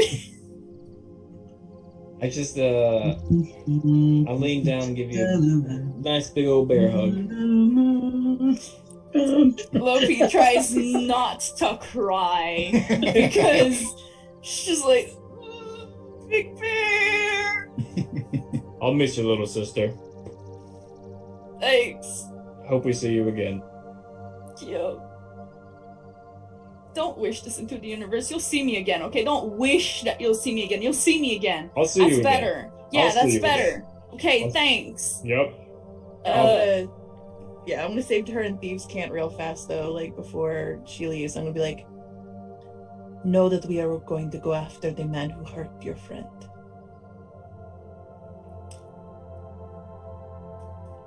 I'm gonna walk to Nebula, I think was her name. And like before I really turn around and leave, I will respond in my shaky Thieves' Cant as well. Not if I get there first. And I'm gone. I'm turning away and I'm rushing. I'm like, oh my god, I gotta go. Get it, Queen! Get it! Got murder on my mind. Valen, roll a performance check. I even Horrible. So, It's gonna be this horrible, is- I know. this is how much of a D&D geek I am. I am playing a song called Berosiniath Are. That's Elvish for Promise of a New Day. It Jesus starts Elvish. off. Christ. It starts off in like somber, kind of solemn notes, but as it builds, it gets to be a little bit lighter, a little bit more inspirational, kind of a hopeful ending to it. So it's building up to that. Can I give an inspiration before leaving to Valen? Because I'm like, he's gonna need it. He's gonna need it. With my rolls tonight, probably. Like, I don't want You know what? a Yes. credit roll that sucks. So Lopi is just like, please. Yeah, she's like, please. What's the inspiration? My guys? inspiration die is a D8. D8. Yes. All right. So I'm rolling performance, huh? All right. So Yes. as you guys part ways, your group starts to walk back, kind of plunging into the Feywild as Loopy and Nebula start making their way along the edge of the lake in a different direction. Sethritz kind of looks at Stoic and he's like, "So my robe's getting made too, right?" Oh yeah, fuck you, Stone. No, fuck you, Citrus. As I leave. And he Yeah, just we're, says, "Yes, please." we're we'll be right on there.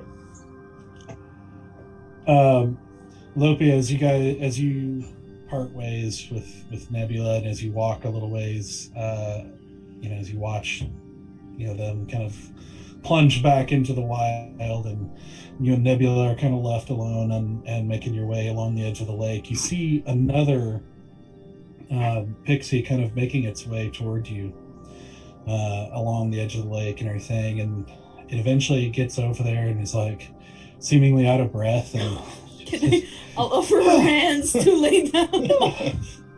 Oh, thank you. Hi. Hi. Oh, hi. I've been looking everywhere for you. Sheesh. Okay, so, you match the description at least, so I think it's you. Okay, so you made a deal where you were supposed to eat a rock, but you ate a different rock, the wrong one, and so the other rock sent me. So, on behalf of rocks everywhere, and she goes like this, and suddenly you become a badger. I didn't eat any rocks. I didn't even have time to defend myself.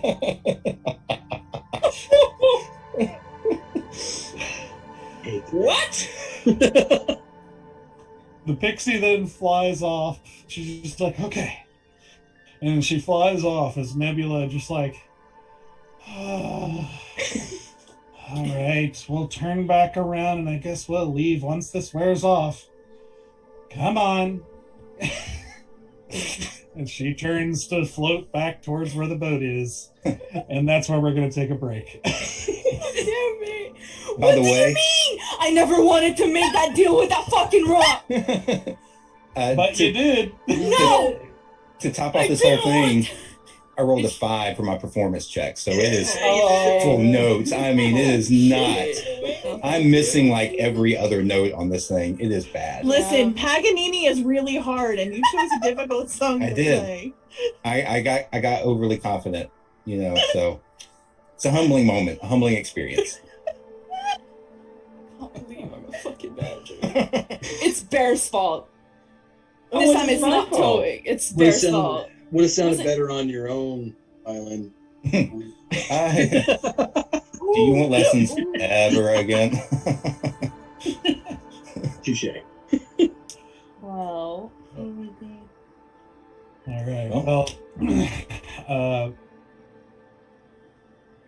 Yep. Uh-oh. so we're going to Same. take a break for a couple of minutes, but say goodbye to Fran. And thank you, Fran, for joining us. You're awesome as always. Thank you for having me. Thank you So for enjoyed hanging having you. out. Mhm. It's gonna I'll be see weird. you when Come I'm back soon. dead, probably. You know. God knows Okay. what And will wears happen. off in an hour. Yeah. Yeah. Maybe. I don't know. I don't know how time works. Have You're a fun cute being badger, though. I imagine she's like has a lot of fun colors, like as a badger, like not Yeah. like a standard like brown and whites badger. No. She's got like pinks and purples and greens. Nice. Punk badger. Mhm. Yeah, a little Hell punk yeah. badger. Streak just Hell going across yeah. the. Yep. Right down her back. We're starting to Mhm. band now. That Yeah, we should be are. your new Uh-oh. Yes. Like again. Yes, It It should be absolutely. our card new. treatment, Mhm. Punk Badger. Punk badger, yep. All right. right. All right, guys. Well, thank you again, Fran, and we will be back in about 10 minutes or so. I might see if I can figure out a better internet connection here. So we'll see you in a minute. Hi, See friend. you guys. Bye. All right, welcome back. We hope you had a good break, and we are going to pick things back up as the party has left the Azure Grove and is now making their way back through the Feywild, going straight to the library, correct?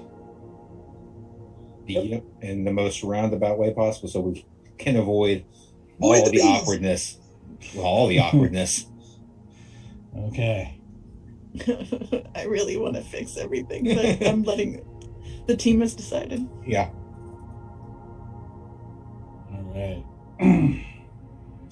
So you find yourself plunging back into the wilds, back into the roadless, pathless, strangely like overgrown, and often very odd looking landscape of the Feywild, kind of in and out of forested areas and pathways and bushes and alongside streams and ponds, and just kind of plunging again through that sort of dreamlike beauty, with the still sort of pleasant temperatures, and you do see clouds kind of moving across the sky, but no severe weather at the moment.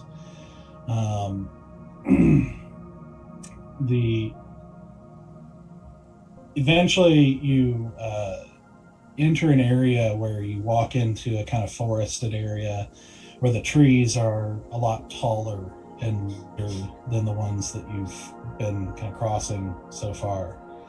And you kind of walk through these very tall, like thick, kind of straight bark trees, making your way through like giant columns in a cave almost. Making your way through these giant trees, and you begin to hear noise up ahead of you. Citrus, what is that? Oh, well, that's a tree. There's a lot of them around here. Right there, that's a tree as well. The noise. And another one. The noise. Is that there? Is that noise from trees as well? I'm just gonna very quietly stealth into one of these trees. Just kind of, nope. Okay. Roll a stealth check. We'll see what happens. Okay, oh, that's right, I have a +8, so 19. Okay. So you see a sort of duck in around one of these large trees, and As you make your way forward, the noise seems to get louder, and you're having trouble kind of figuring out, discerning it, because it seems like it's not defined. Like there's not one noise, but it seems to be a whole lot of noises. Is this the bees? Does it sound like buzzing? Does it sound like bees? Roll a perception check. Sure. I'll let Take that action? Why not? Danny, did you say 1? No, I said I'll let you guys. No, but I rolled Oh. a 1 on my 3rd different type of dice tonight. So tonight's the night, guys. Val and I You because know- of dice rolls You tonight. do realize you still have a lucky coin, my dude. You still have a lucky coin. Just for one thing, though. Don't wait. But, I think it's once a day. I think it's once a day. Yeah. Rolled a 15, Have- bud. Yeah, Valen, it might be the wind. I don't know. Yeah.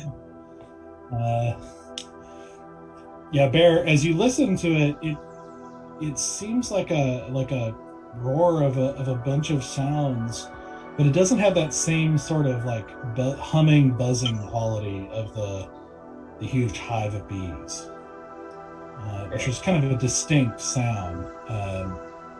This seems like not as bassy and not as buzzing. Okay. All right. Well, good news. It's not the bees. Bad news. They seem bassier, like beefier. Are they all about that base? My mama Sneak back always into the said- trees. No tenors. a good baritone in there I got somewhere. Doug. I got Doug. So you guys continue walking, and eventually as the noise starts to get louder, and you start to hear occasionally some distinct sounds over it, like metal banging against it.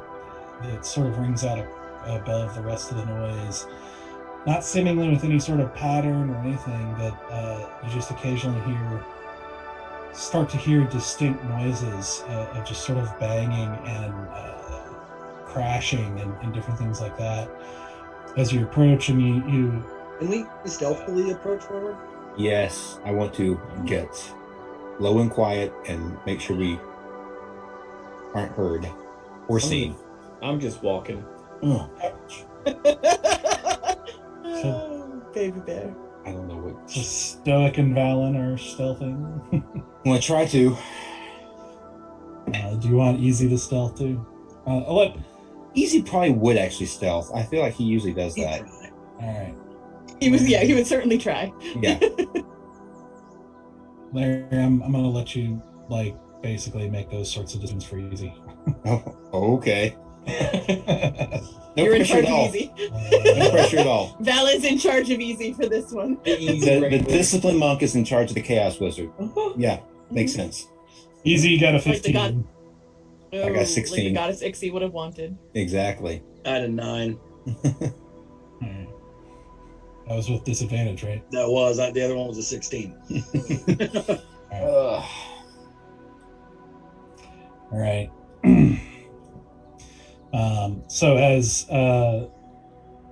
Stoic tries to get low, but is kind of obvious, doesn't seem to be doing a good job of stealthing, as Easy and Valen start being a little more kind of slinking through the shadows from tree to tree, like Asura. Sithris just is like, what are you all doing? As he walks beside Bear. I wish I knew, Sithris. I really wish I knew. My friends are strange, you know that. Yeah, they are. They're good people, but they're strange for sure. Mhm. So the menacing metal clanging noise doesn't bother you. I'm just gonna go start Uh, sneaking ahead of the should rest it? of them. That's for You- both for Sithers and Bear. I mean, sure, I don't like it, but Can we go around it? Are you scared of metal? The Feywild hasn't been kind to us so far.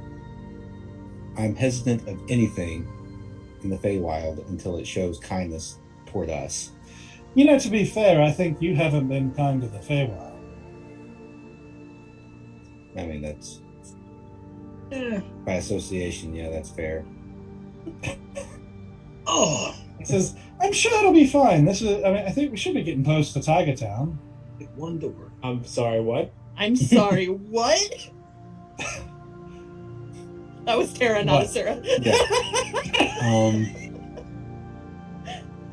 Did you say Tiger Town? A town that is made up of tigers. It's great. No, that would be silly. Unsilly this for me, please. Oh, I think you're asking the wrong person for that. But no, Tiger Town. It's they're known for tiger melons. They're known for tiger ballads? Melons. Melons, like the Tiger, tree. tiger melons. Yeah, tiger melons. Shouldn't do that while describing melons. I'm just saying, Cithra, it's rude Why? because melons are round this way. That's what I did. Yeah, that's what it, Anyway, Okay, my I love bad. that Stoic was trying to fix this, and it got way worse. yeah, Backtrack. on brand. Yeah, on brand. So tracks. Yep.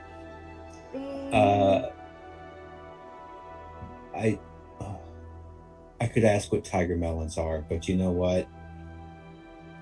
I think we're gonna find out one way or the other. Like, is this something we should go around, Cithris, or can we deal our way through this? a Tiger Town? Yeah. It's just a town. Okay. Okay. I am definitely sneaking ahead to get a look out to see what all the noise is and what this town looks like, and yeah, I'm not taking Okay. chances. Okay. We have to go through the town. Can we go around? Well, I mean, we could. It'd take a little longer. I don't see why. What do you guys think? I'm already gone. Sarah's already. We don't even Go ahead. see Asura. We should probably just go and get her back, I suppose. Oh.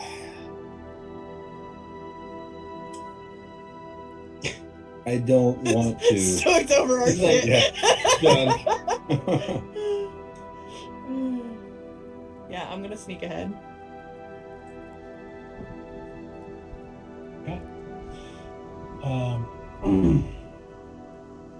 Sarah, as you kind of pull out ahead and start sneaking to try and get a look, after a little while, you come into view and you start to see up ahead. You start to see in the trees. You see doorways and windows, and you can see that basically the trees have started becoming dwellings.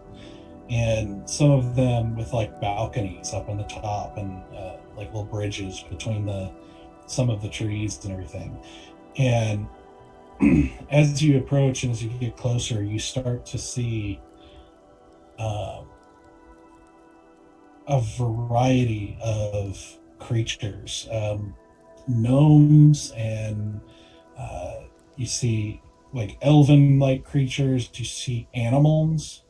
And all of them are walking around, jumping around, kind of almost dancing, but they are all banging pots, stomping on the ground, clapping, shouting at the top of their lungs, just pure cacophony. All of them just walking around making as much noise as they seemingly can. Can I see if they're all looking at a direction, or does it look like the sound is they're pointing the sound towards anything? Roll a perception check.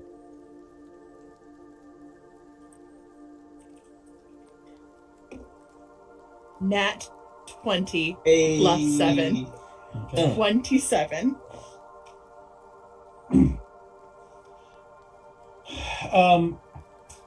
They do not seem to be. Their attention does not seem to be any direction. They all seem to be sort of going wherever they want. For lack of a better word, the feeling of this feels like a party. Like they look happy, and like they're just having a blast, just making as much noise as they can. We had to lose our stoic. Yep. We keep losing people. I know. Everyone has to be at work and doing other important things. What is this nonsense? What is this? Disgusting. Okay, cool. So party, jovial, like everyone looks like they're having a grand old time. Just pure chaos and cacophony. Yep, as far as you can tell. Okay, I am going to slowly back away towards where I left the guys. Or I guess we're still like just still walking Yeah. forward. I'm just gonna like Yep. pop out of a tree and be like, it looks like they're having a great time. It is a big party, lots of pots and pans. Strange collection of individuals, but I think we need some sort of like animal noise so you don't just like come out of the trees anymore. Like do like a whoo whoo or something. do you want me to do owlbear noises? Yeah. Yes. Like right. Like give me like at least a second before you like just come out of the tree. It is. Every time it scares me. Every time. I'm sorry, I did not mean to startle you. It's all right. You're just really good at sneaking around. Yes. Yes, I am. Whew, okay. Thank you for noticing. Well, I don't notice. That's the point.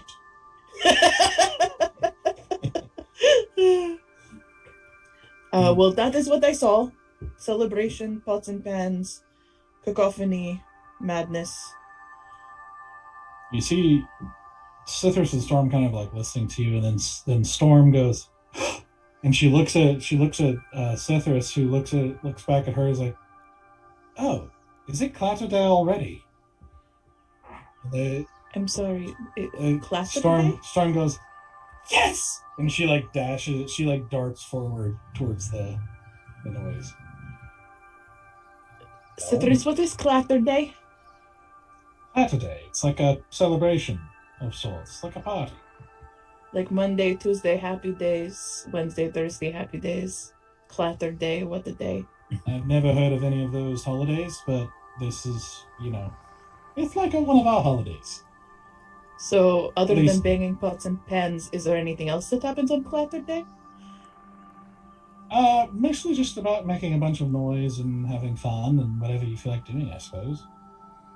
Oh, we're good at making noise. We are good at making noise. Now I'm really sad to not have Lopi here, because she would be so good at Clatter Day. Yes. Yeah.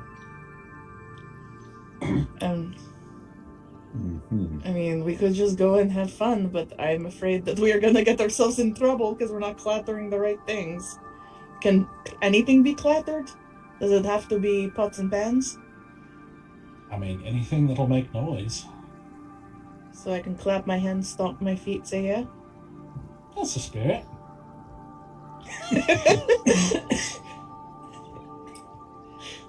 Listen, Lopi isn't here and I'm doing my best. Do we still have those boots, or did you give those away? We're not giving them away, but like didn't take them with us. The big heavy ones that I could not lift? Yeah, those guys. They're inside Easy's bag of holding. Oh, perfect. I go over to the bag and get the boots and like put them on my hand and go kang kang kang. Yeah, exactly. I like this holiday.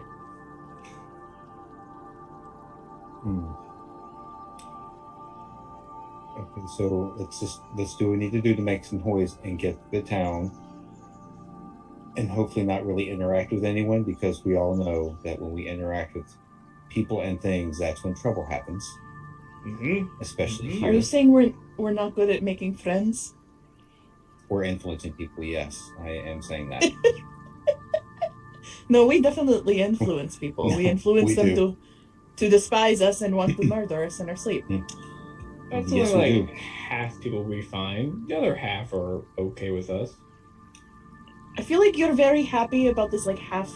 I feel like you look at this as like half full opportunity, and as a realist, I'm saying our cup is full of half shit, so it's still shit. But it's half not full of shit.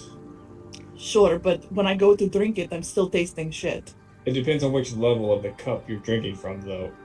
I don't think it works that way. I'm pretty sure It's not how cups work. No, It's not how your cups work. You guys really need a better diet. Okay, one final question, Sithis, because we don't know your rituals. I'm not like, it's not bad that I participate in Clatter Days. There's like a rule I'm breaking if I hit these boots together, right? It would be awfully boring if you didn't. Okay, that's what I wanted to hear. So there's no prerequisites in order to engage in Clatter Day. We don't have to convert to some strange Clatter deity or anything like that. Yes, well, you do have to have some ounce of not being a boring old droll being, which you lot are not so good at. Hey. So No, try. I am aggressively droll, so yes. Yeah, so you're gonna have to try and be fun for once. I mean, that can be fun. It's just, my idea of fun is a little different than everyone else's idea of fun, so. I know, and it sucks. I'm just gonna take out two of my daggers. I'm gonna take out the silvered dagger and just like my regular old dagger, and I'm just gonna start tapping them together. See what I mean? I am making a concerted effort here in order to make noise, okay? Yes, a few of us we actively try not to make noise. So to do the exact opposite. It takes a little work. It does. Right, and that is the exact opposite of correct in this instance. This isn't really that hard. It's making noise. We all children do this. You can do it. I believe in you. And not children where I grew up. Making noise was a bad thing. Well, that's horrifying. So Well, we're not where you grew up. We are definitely not. Much better, and just try to enjoy it. Woo! Woo! You say, you're having this conversation, and you're realizing the noise is getting louder, and you're starting to see up ahead of you these creatures just sort of walking around, just banging on pots and pans and cymbals. You're seeing some of them playing like various instruments, but not the same tune, like with drums and sticks and bricks and rocks. I mean, anything they can. They are just running around shouting and just making as much noise as possible as you just kind of reach the edge of the town and start to walk through, just surrounded by this loud noise. Hey, still, this is a good time for you to pull out the violin and start playing. What? This is a good time for you to pull out your violin and start playing. Okay. And I have a bell. I'm gonna pull that in one hand. I don't even know what I've got that can make noise. In my mind, Easy takes out that huge armor, that like wraith armor that we have. Yeah, and he just starts like taking like the two of the pauldrons and just starts banging the pauldrons against each other. Yeah, but in my head, that's like he just like brings out big gnarled metal and just like He would levitate though. He would use mage hand to like hold it up and go. Yeah, he absolutely would. Yeah, as we're walking, I take the boots and just big old smile on my face, just clang, clang, clang, clang.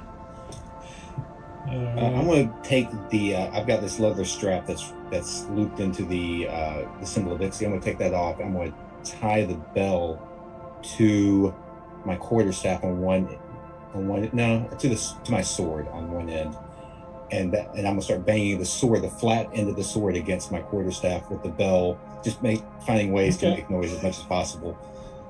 Yeah, and I'm gonna take thaumaturgy, and I'm just gonna like make my voice like bellow, so it's like woo, and it's just like boom, boom, boom outwards as I'm like hollering.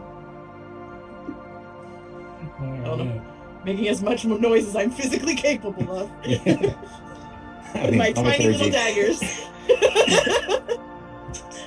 All right.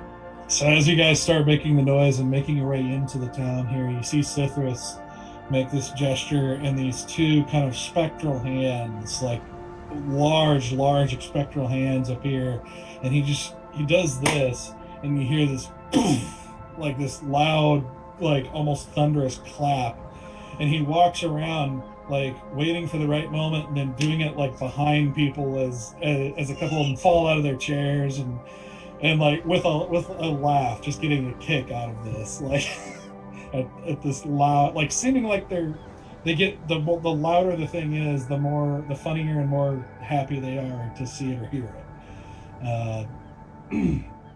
And you start seeing a lot of them giving you smiles as they kind of walk past or twirl past or anything like that, sort of like just happy to see you joining in with everything. And you Bear, as one of them kind of goes past you, like this kind of elven boy kind of goes past you, and he's like, "Hey, a visitor! Have a tiger melon!" And he thrusts some like this kind of it's not an oversized, maybe like a cantaloupe-sized melon into your hands. That is sort of like it reminds you a little bit of a watermelon pattern, but instead of green, it's orange and black stripes. Awesome. I go, "Thank you." And then what is he making noise out of? Right now he's got some boots that have like little, like kind of jingle bell type things wrapped around them, and he's just sort of stomping. I take my metal boot in hand. You wanna, I kick the jingle bell with my metal boot. And he just like he's just like and just laughs, and it just kind of moves on. Is the melon, is it a hard rind, or maybe like bite like an apple? Yeah, you could probably bite into it. Yeah. Cool. It's like it's firm, but it's soft. Cool. As we're walking, take a big old chunk out of it. Okay. You also see a couple other, as this is happening, Valen, you also get a gnome girl also thrusts you, so it kind of says something similar and thrusts a melon into your hand. Thank you. Watching Bear do what he did, take it up to my face and take a bite. Wow. Still got the sword in the other hand, just doing this to get the bell to ring, because I'm not trying to not make noise here. I don't know what that does. Asura, as that's happening, another kind of like overweight satyr, like you, who's just kind of sitting there and kind of laughing like loudly and banging on a table. As you walk by, he basically holds out a glass of what looks like orange, like wine of some kind, to you, and do you take it? I just, what is it? Tiger wine. And that is delicious. And do I see the guys eating the fruit? Really good. Yeah, it's kind of like happening at the same time. Okay, thank you. And then I'll take the cup, and then I'm just gonna, with thaumaturgy, just go like, whoa, like a really loud, like, bellow, like right in his face. You hear a wave of laughter and cheers as you do. Cheers! And then I'm just gonna like put the two daggers between my fingers so that like it's kind of like spoons. So like, but I'm still like hitting them and they're still clinging to each other. And I've got the glass in my hand and I'm just kind of like sniffing it. I'm trying to look around to see if anyone's watching me. I mean, people are looking at you here and there, but it's all just sort of like in passing as they're all sort of milling about. You smell a very kind of sharp fruitiness to it. Trying to figure out if I can pass it off to someone, if I would get in trouble if I just hand it to somebody else. I'm just gonna stand with it and just like have it out in my hand and just like keep bellowing, but I'm not gonna drink it. Okay. As you do this and everything, you guys keep moving forward, and Asura,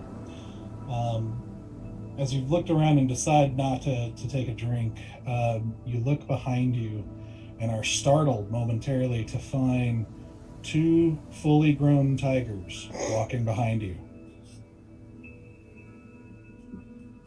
All of us? Hello? Or just Asura? There's no Valen or Bear.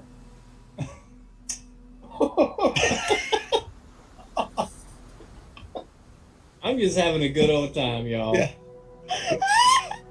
Why are you looking at me just that like, way? Valen? You just hear like kind of a low, kind of purrish growl come from the Oh, tiger. I don't even hear him speaking? If I were to put my hand out in front of me, what do I see? As you look down, you see a giant paw. Do I see a tiger holding a sword and with a bell on it and a tiger clamping Not two anymore. shoes? You just see a tiger. Do I hear purring or do I hear Valen's voice? You just hear a growl as well as you turn and see a tiger beside you at eye level with you. And I just kind of look at it, and then I look down, and I'm like, oh, I'm a tiger. And then I go, roar! I think I'm trying not to panic right now. Question. Have I ever seen a real tiger, like, in, like, Al Raqqa or Tiratha? Because I've seen a zebra. So have I ever seen, like, a lion-tiger situation? It's possible. Roll a history check. Oh, good. Alright, I'm not great at history. Natural 20. Yeah. Plus 2, so 22. Siphoning my rolls for tonight. I know. You put them all on me tonight. I would say it's probably unlikely that you saw one in real life, but you've heard of them. You know, like you've seen pictures and drawings of them. At one point, when you went kind of in the travels throughout the desert, you came up against, like, kind of close to the border with the Red Jungle. And the people of the Red Jungle, of course, and the traders there are very familiar with tigers and the other creatures of the jungle, and have told you about them. And so, you know, you're familiar in a distant way with them. I'm just gonna be like mouth open, like eyes like wide, just like. I run up to Asura using my full like tiger agility. I drop the cup and like grab my daggers, and I'm like prepped and ready for like getting attacked. I'm gonna like pounce, and like with the no claws out, like the whatever, you know, just the pad, just kind of like, you know, pat Asura on the side. Uncanny dodge. I don't blame you. Okay. Make a. Let's see. This would be an attack roll with. Hold on. Let me. I had it pulled up. Hold on. Do you want me to roll? Yeah. I think he's got to give you what the With the I have it pulled up here somewhere. yeah, what's your attack bonus going to be? The +5. Ooh, 19, Azura. Yeah, that hits. So you just you see this tiger run up to you and just bat you in the leg with no claws or anything. Did I? Oh, okay. So there's no like uncanny dodge is only for like is a dex save. So would I have been able to get out of the way at all, or just like I just got like? Yeah, there's no beaten out? damage. Yeah. So it's more Okay. about So we're just gonna say it hit, but it Okay. hasn't done anything. So I haven't fallen over or anything. Right. No, it's just a playful bat on the leg. I the hardest scream, and I still have thaumaturgy going because of all my booming. So you just hear this like immense scream just ring through all the trees. And you see all the creatures and the humanoids and everything around you just go, yeah. So Bear and I aren't getting any other reactions from any of the other people. They're like, No. oh, this is totally normal. Nothing's out of the okay. Yeah. Huh. I'm just like, what is going on? What is happening? Why are there tigers attacking me? Oh my god, what is this place? This place is psycho. I say to you, it's Clatter Day. And you just hear, you just hear this deep growl coming from it. I can't tell if you're mad at me or trying to talk to me. I don't understand the word you are saying. It's like, do you have a hand out or something? I've got my daggers out in front of me still. I lick one of your hands. You get this immense tongue of Yeah. like sharp, like, cat tongue that doesn't feel good, like like rubbing against your hand. Sandpaper. Yep. As I feel like I Sithras, know you. Sithras finally notices and turns around and he's like, ah! Oh my gosh, tigers, kill them! I'm just kidding. I'm gonna turn my daggers on Sithras and I'm like, I'm still considering killing you. Okay. It's a really, really good fruit, isn't it? I just take off. Who back is to that? Nicholas. Who's what? The tiger. Where is Baron Valen? Where is Baron Valen? Who? The big tall one and the one who has all the girls. Oh, Bob? He's the tiger. And Vincent is the other tiger. The most normal name I've had. Vincent Van Gogh. I'm just gonna like, oh, I hate this place, and I'm just gonna start clattering my like knives together, and I'm just gonna be like walking with purpose to get out of this town. I'm just like, I'm over it. I'm over it. Yeah. I'm gonna Yes. try and pounce on Sithras. Okay. Roll. Just roll. Give me a d20 and I'll. Okay. tell you. Ooh, damn it! That's a 5. Oh. Okay. You go to pounce and he just kind of quickly, like, and smoothly ducks out of the way with a grin. All right. I just It's like, I land and like, ugh, and just keep walking. nice try. As I walk past, I'm gonna like try and slap him with my tail. And he just takes it. He's like, now, bad kitty. How big? How like are they on all fours like a tiger? Yeah, full grown tiger. But How big are they? Are we like, standing up on hind legs, or are we down on No, all no, fours? like pure tiger. You are probably, what is that, 4 foot tall, like to the shoulder, like just muscle and sleekness and teeth, and pretty fierce looking. You do notice that the ears seem a little pointed and a little longer than the tigers you saw in your drawings, but otherwise they look like tigers you've seen before, like in the drawings before. No. So Storm kind of flits by and kind of sees you guys, and she giggles and then flies off again.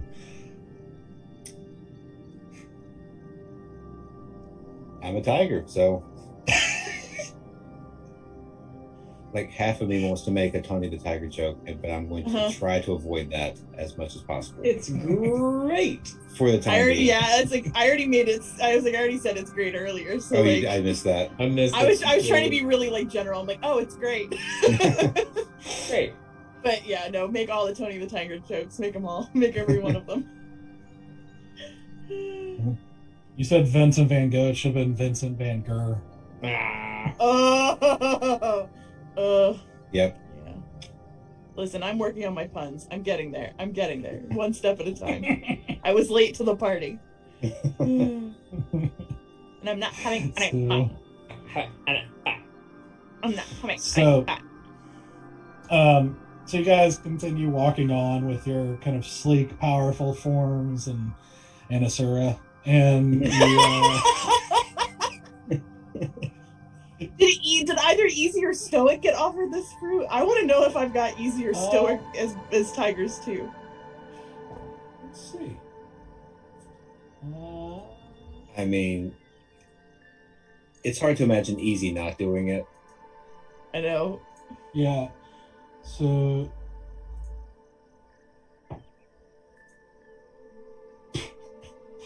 yeah, Easy definitely takes a bite and becomes a tiger.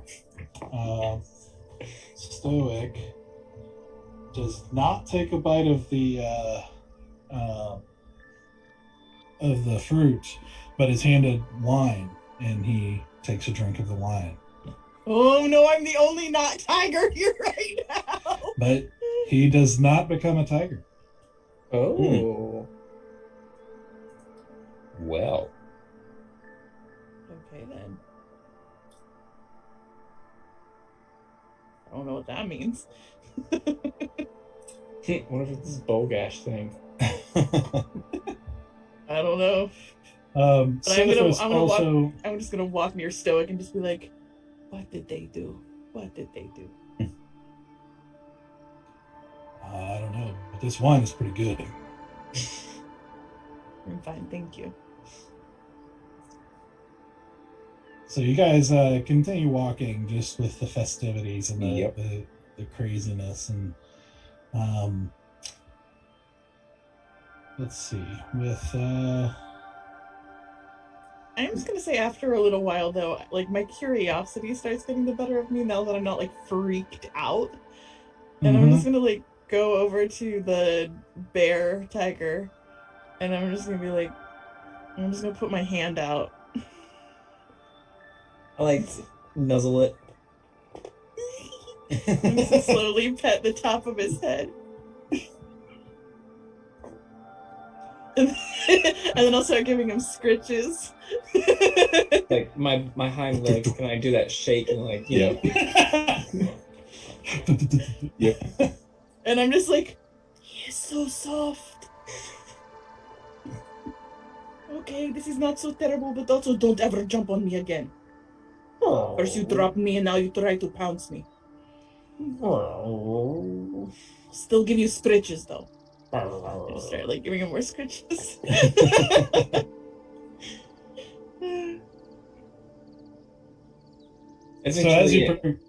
Eventually I pat your hand away and run away. And I'm just like, oh, there's so much fire. Oh, I didn't know what to do with it. So as you guys continue to make your way through this large kind of forest town, and seeing all the festivities and everything,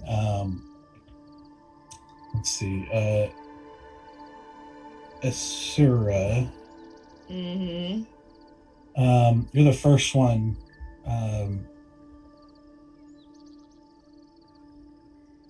Well, actually, before that, the one of the things that also happens as you progress is every just occasionally at an interval you can't, and without seeming like it's like everybody's on a signal that you can't figure out, but like every now and then everyone who's just making all this noise suddenly falls into the same beat, and you just hear this and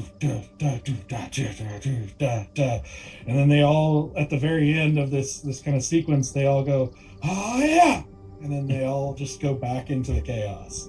And it's like you can't figure out what this signal is or what's happening, but every now and then they all seem to just sort of coalesce into the same beat.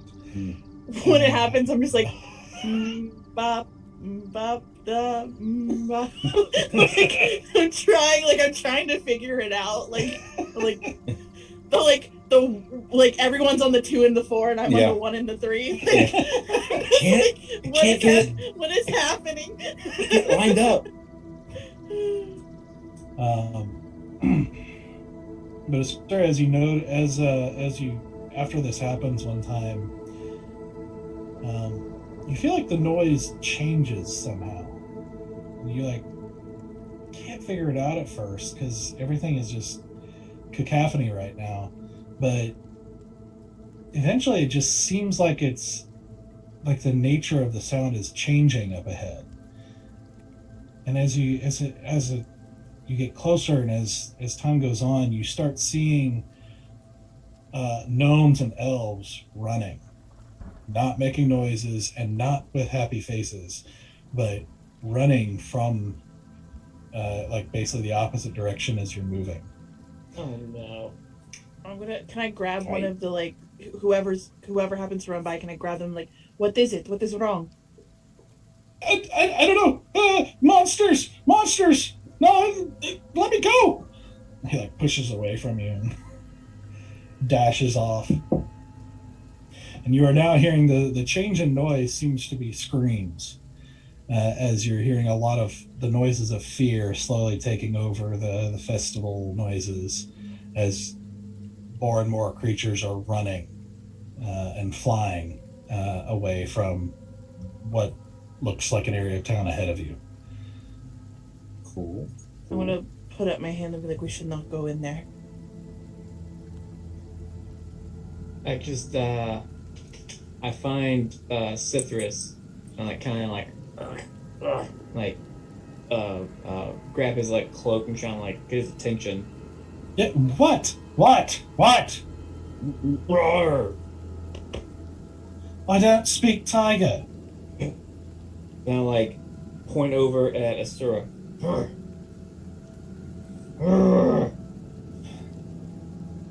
That's Surly. She's a goat, not a tiger. Just bite his ankle. Like, what do you want? Do you not see that there's like people running around here? Like, what is your problem? We're trying to figure out what's the matter. I don't have food for you, all right? I just look over at Asura and like, Do you want to be put back? Can you put him back, please? I don't actually know. This is why we don't eat strange fruits in places we are not familiar. What? If there's trouble, he's a tiger. It's awesome. But he's also a tiger. Where's the complaint here? Listen, you need to focus when there's obviously danger ahead of us instead of worrying about, you know, cosmetic issues. All right? Do I need to be the voice of reason here? Absolutely not. I never want to hear you be the voice of reason for any situation ever. Boys. At that point, Storm flits up and she's like, there's some, like, big monster attacking people ahead of us. Yeah, what I do know about tigers is you are very good about blending into the shadows of the trees. So let us blend into the shadows of the trees. Mm-hmm. I can't fix you. I don't know how to do that.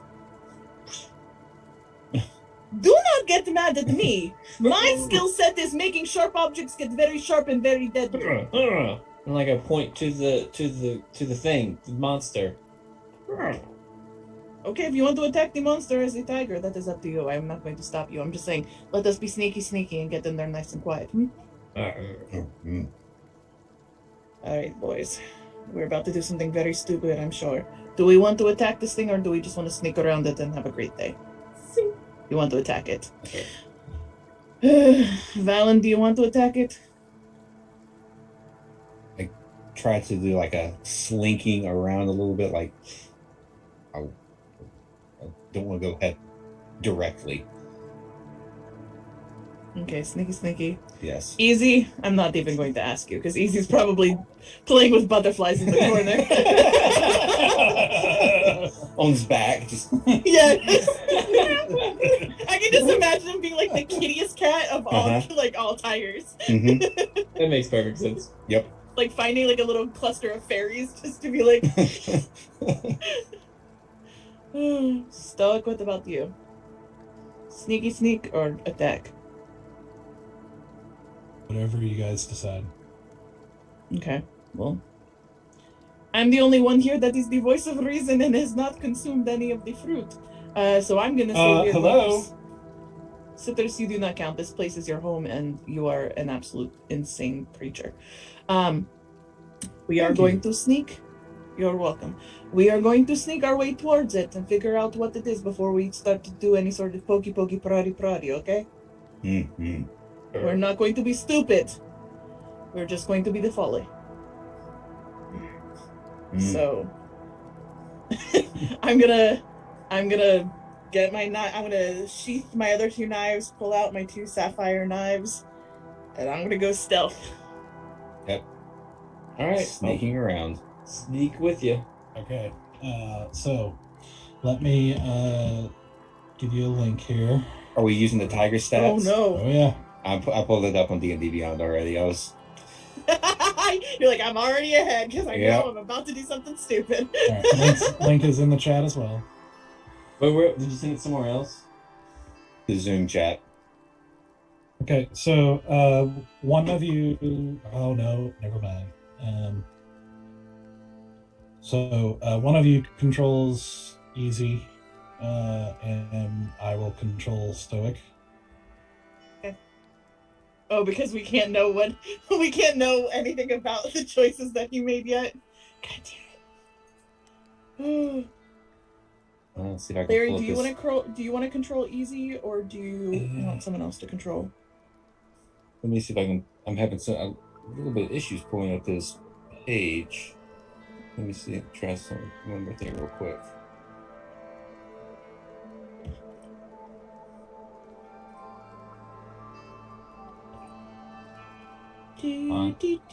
The technical excitement out here in the Feywild.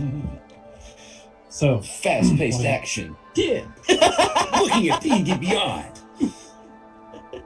Okay, I got reloading pages. I pulled it up. Oh, and that's right. I'm doing. I don't know. I'm trying to pull up his stats. I'm playing as a tiger on both fronts. Sure, I'll Jaeger him. So does he have any access to any of his powers? Easy as a tiger, would he be able to cast anything? Not at the moment. Alrighty. I'm about to get in a fight with 3 tigers. There he is. Yep. There you are. And an unknown entity. All right. No. So as you guys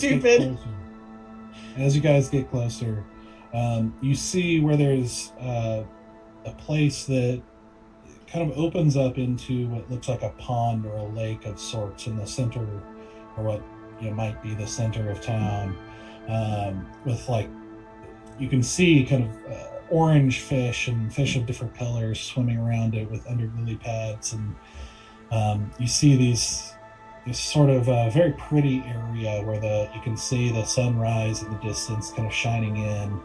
In the center of this is what looks like one of the kind of large gigantic trees had apparently long ago either cut down or felled, and you don't see the rest of the tree at this point. You just see a stump, like what's essentially a very, very large stump platform in the middle of the water, and with a bridge that has been built to the center of it. And on this platform, what you see is an extremely large, you were tempted for a moment to call it a centaur, in that it looks like kind of a horse body and humanoid torso, but you quickly realize this is not a human like torso. This is not anything you've ever seen or heard of a centaur. This thing looks horrifying, with these kind of jagged horns and like spikes sticking up out of its shoulders, and this kind of grayish brownish leathery skin over it, as it has these gigantic teeth. As it is, you watch as there are other smaller creatures with these four kind of almost reptilian legs sticking out from what looks almost like a Venus flytrap pod, but with this kind of oozing grayish skin with these white teeth opening up at the top with orange eyes on the sides. And you watch as one of them seems to emerge from this like horrible creature, like the bigger creature in the center, fall off and start skittering off to attack what looks like a few creatures who are deciding to fight on this kind of platform stump. And so if you look at Roll20, I will show you the map here. Oh boy. Here we go. Oh no. Oh no, oh no. There it is. Oh, that looks not good. Yeah. I don't like this. I don't like this one bit. You Oh, would've look at all these liked it. little creatures. There's like a little gnome and like a little owl and a little Oh. badger. That's so And cute. somebody with like a little dragon thingy over it. Look at those adorable little thingamabobs. Look at us, we're tigers. This is also super pretty. Yeah, you Yeah, are. this You is- all are tigers. This is a super pretty map. Yeah, it really is. Yes, indeed. So as you guys are trying to sneak up here to the edge of the bridge and you see all this happening, I want you to roll initiative. Oh god. Where's my tiger initiative?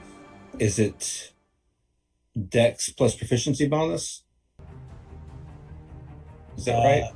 It is. Oh, I see it. It's at the bottom. +2, Larry. Yeah, as I say, it should be a specific initiative on there. Oh, that's proficiency bonus. Never mind. I'm sorry. I got that. Yeah, confused. it doesn't. I believe it's just Dex. Is it just Dex? Okay. Oh, then it's still +2. Okay, that's not bad. Double check that. Doug, do you need any one of us just to roll for Stoic? That's right. I need to roll for easy. I'll take care of stuff. Okay.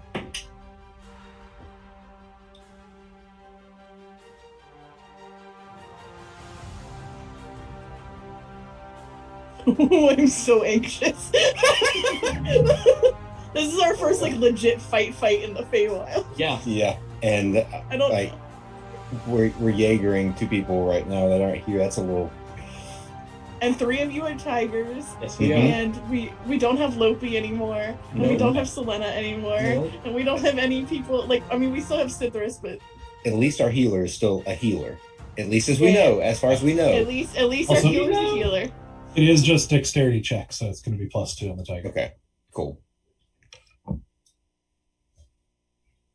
Yeah. You're down a number of PCs. I mean, Yep. I'm sure it's good for you because you're not controlling nearly as many bodies anymore. Just a bunch of bad guys now. Yep. Okay. 15 or higher. 25.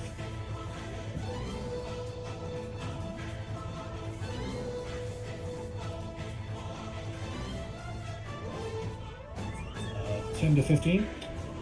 14 for Valen. And 10 for Easy. Trying to keep up with 2 rolls. That's fun. Man, you poor thing. I was waiting for it. You said Valen got what? 14. And then Easy was 10. Yes, sir. Okay. Stoic got 18. Woo. Hell yes, Stoic. There we go. Mm-hmm.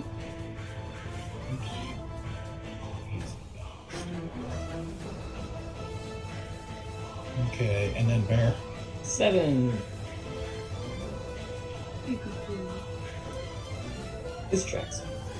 Mm-hmm. It very much does. Mm-hmm.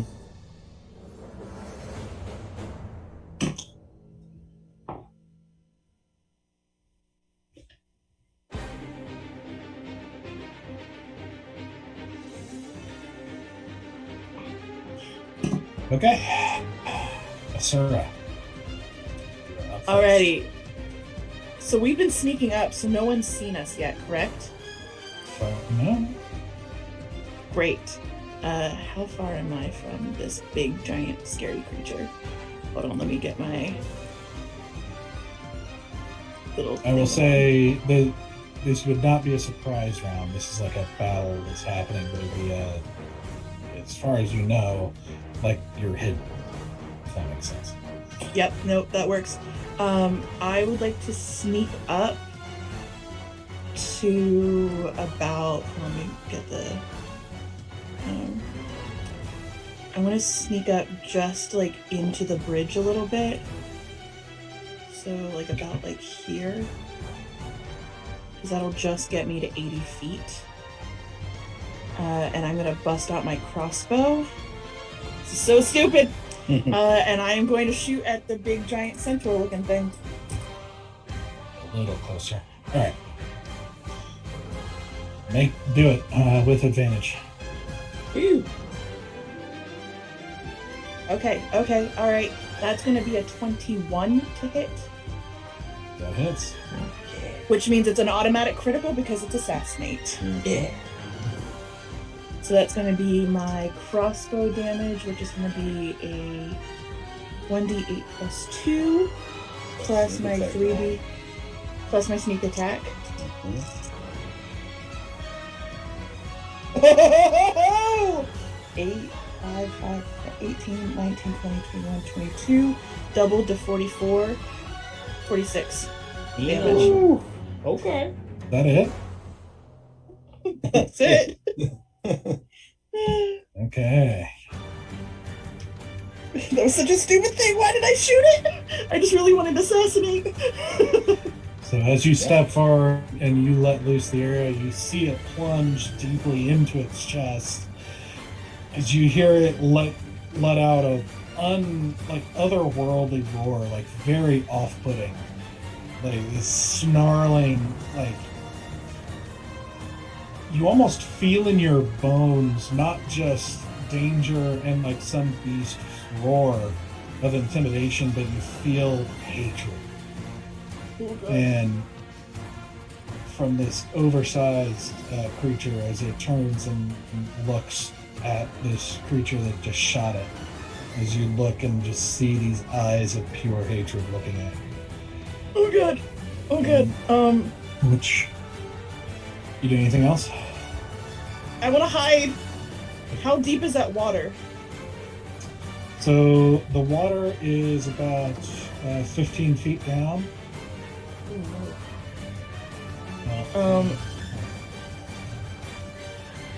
20 feet, sorry. This is so stupid.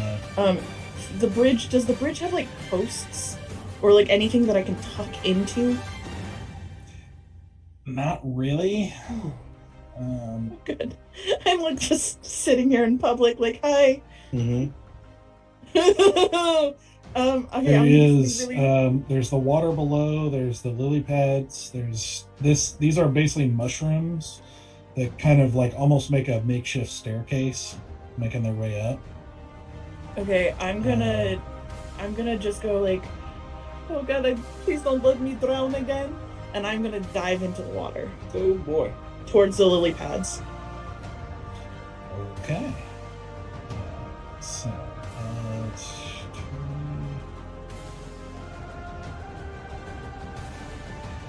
dive in and get about there.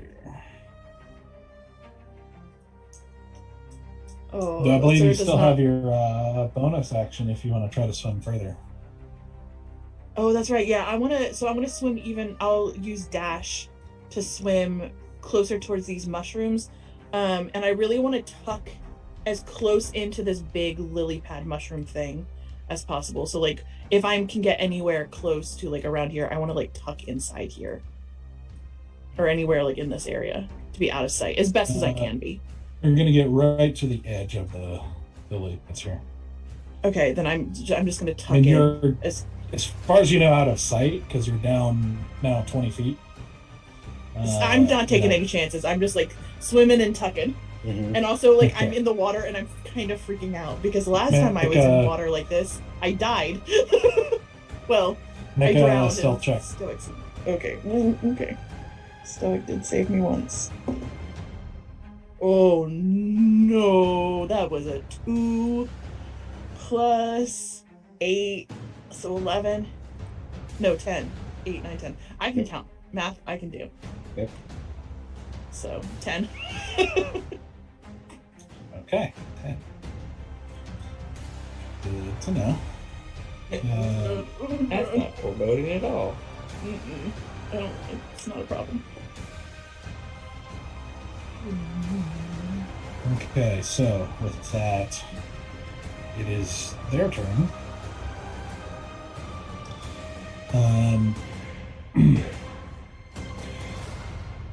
So as you dive off into the water, this thing makes this huge roar and takes this giant leap down to the center of the platform here.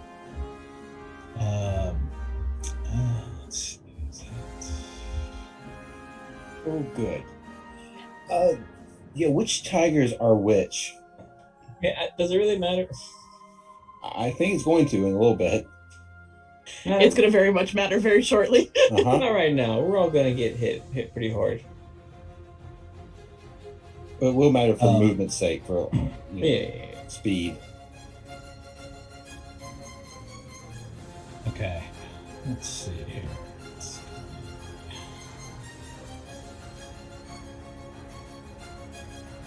Oh, good.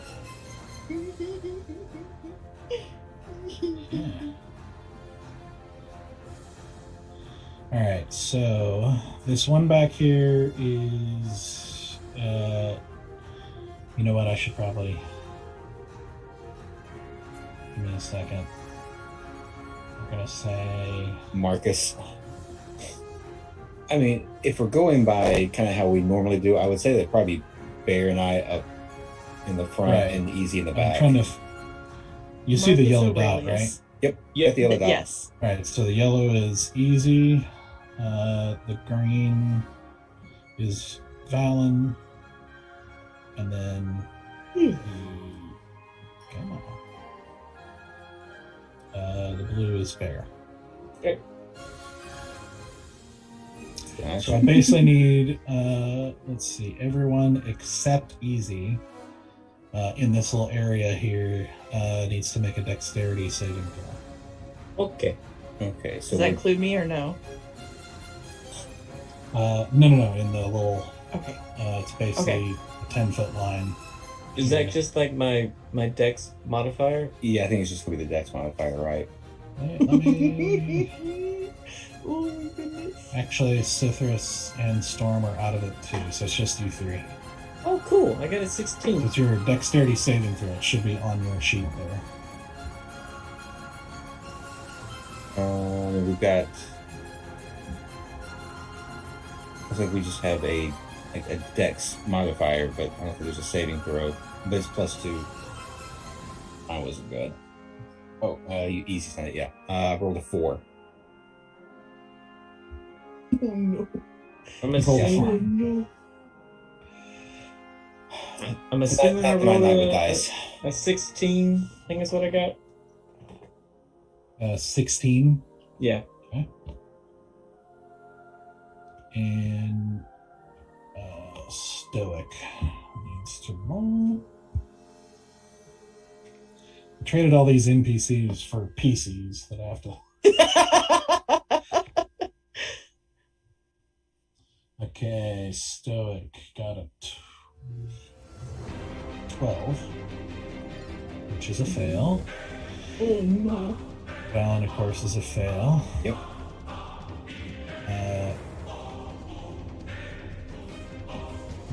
So you see the creature look down at you guys as it got hit, as it leaps down to the center, and you see it reach its hand up as you see this lightning shoot across its body, as you hear this growing like rumble, as you see like this sort of long elongated lightning lance appear in its hands as it chucks down in this long bolt of lightning, hitting the two of you. So Bear, you said you got a 16, right? Yes. So that's a save, which means you're going to take half damage. Okay. Okay, Zeus, let's go. Seriously. Percy Jackson over Sorry, that caught me. Oh no. We need to stop playing with big scary things out here in the Feywild.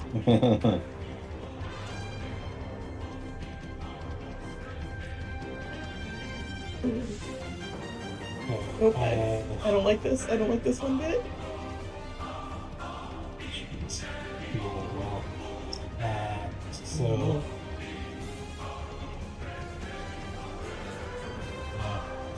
Alright, so that's 30 points of lightning damage.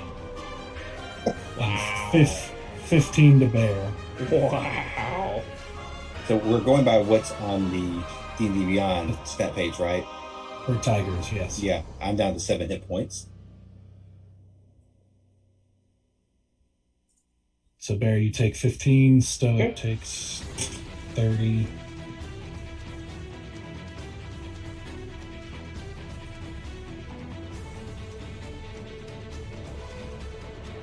What I know, once you die as a tiger, you turn back into yourself. That's what I'm banking on anyway. We don't know. We don't know what this is. We don't know. Yeah, if like, is this polymorph or is this like? Yeah.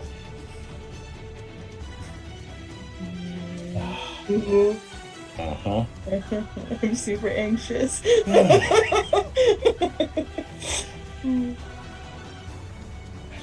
Okay.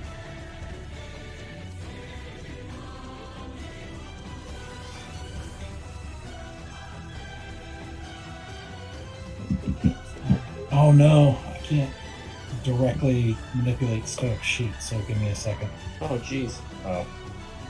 I can do it a different way. The good I did old not fashioned way. Managing him. Mm-hmm. How dare he have things that he has A to do? life. Right. How dare he? How Responsibilities. utterly How dare he? Dare you. D&D Be is like- life, okay? I mean, Okay. Shrek So, is love, Shrek now- is life. With that, the other creatures, all the little smaller creatures, are kind of going crazy here. We're gonna see.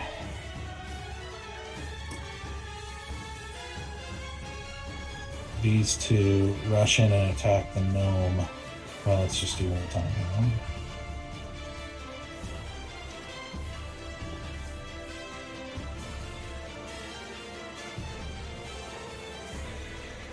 Okay,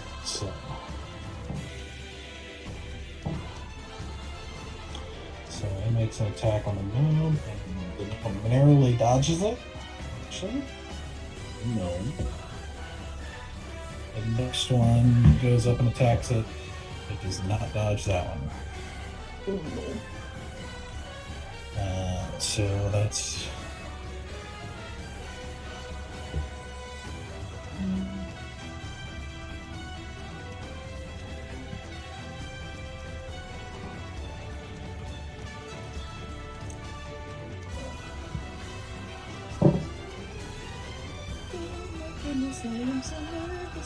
so it rips into the gnome who takes, you just see blood splatter across the tree surface, and it does not look great. Oh no. If they all die and we're suddenly out here in this fight, I'm gonna be so mad. This one is attacking the giant owl. It's kind of swooping at it. That's a hit. Wow.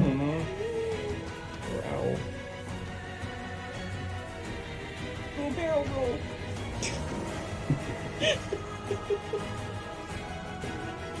Oh. Why you give me so much anxiety?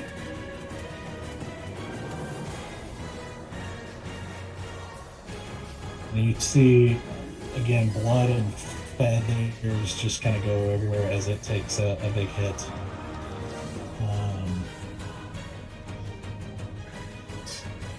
Also not looking too good as this other creature here runs up to it and makes an attack as well. Natural one's not going to do it. Yes. You see this one here attacking the badger. Mushroom. Okay,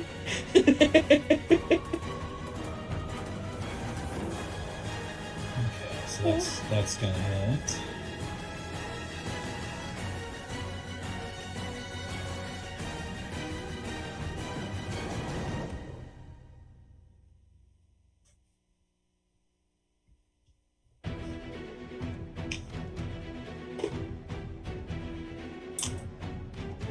I don't like this one bit. Yeah, it's not a good situation.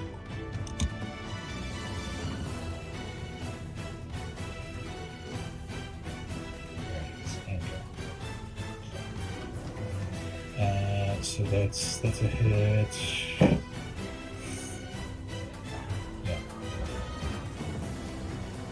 That badger is also looking pretty rough. No! It is Loopy! like last leg kind of rough, so Oh no.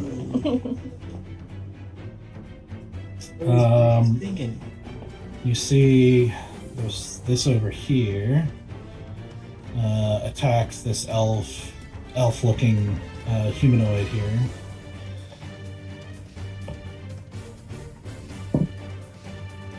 That's a nat 20. Oh no! Oh no! Oh no!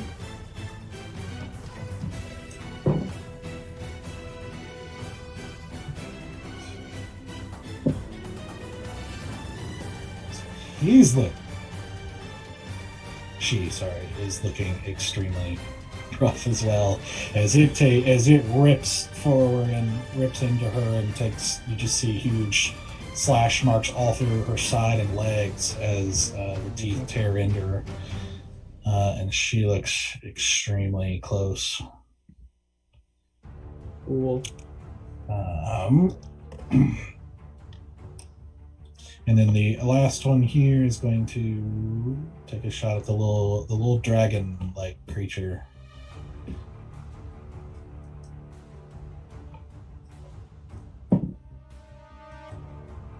And misses. Hey, there. Little dragon creature narrowly dodging out of the way. Lockheed. Yeah. Good reference. Oh, Yep. All right. So that brings us to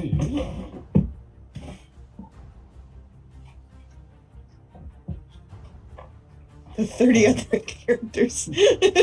initiative sheet here. Stoic. So Stoic.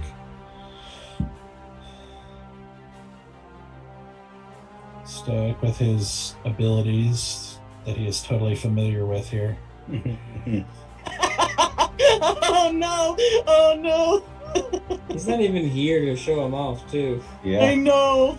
I kind Right. of feel bad for Danny to not be able to show off his whatever powers he has, if they're the same or different. We're about to find out. Mm-hmm.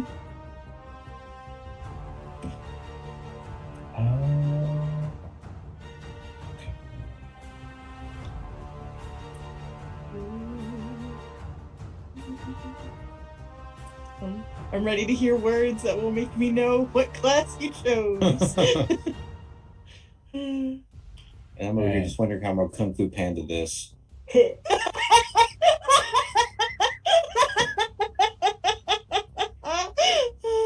True. Finally, a worthy opponent. Spoiler alert. There's nothing written. What is it? Chickow. What does he say? What's his little phrase?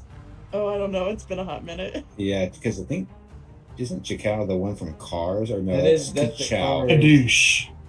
Kadoosh. Skadoosh. Kadoosh. All right, so That's Stoic. just what Jack Black says. Stoic steps forward and, in a language that you haven't heard him speak before, I don't think. And it is a very unattractive language, we will say. He steps forward and says something that resonates throughout the clearing, with this sending this sort of vibration forward towards the large creature in the center. And let's see.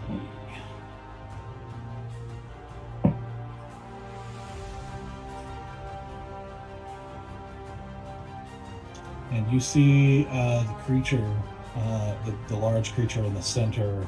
Oh, wait. No.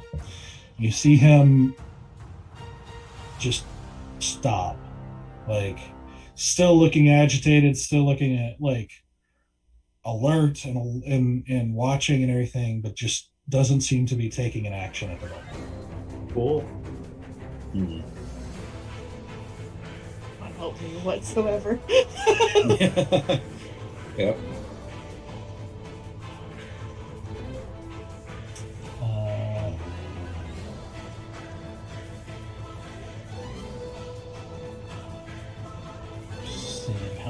Okay. So that brings us, and Stoke's going to stay right there. Well, no, he'll move forward a bit. Just to the edge of the bridge here. Valen, you're up. Well, considering I'm out of range of everything because I'm at tiger speed now, which is slower than my speed.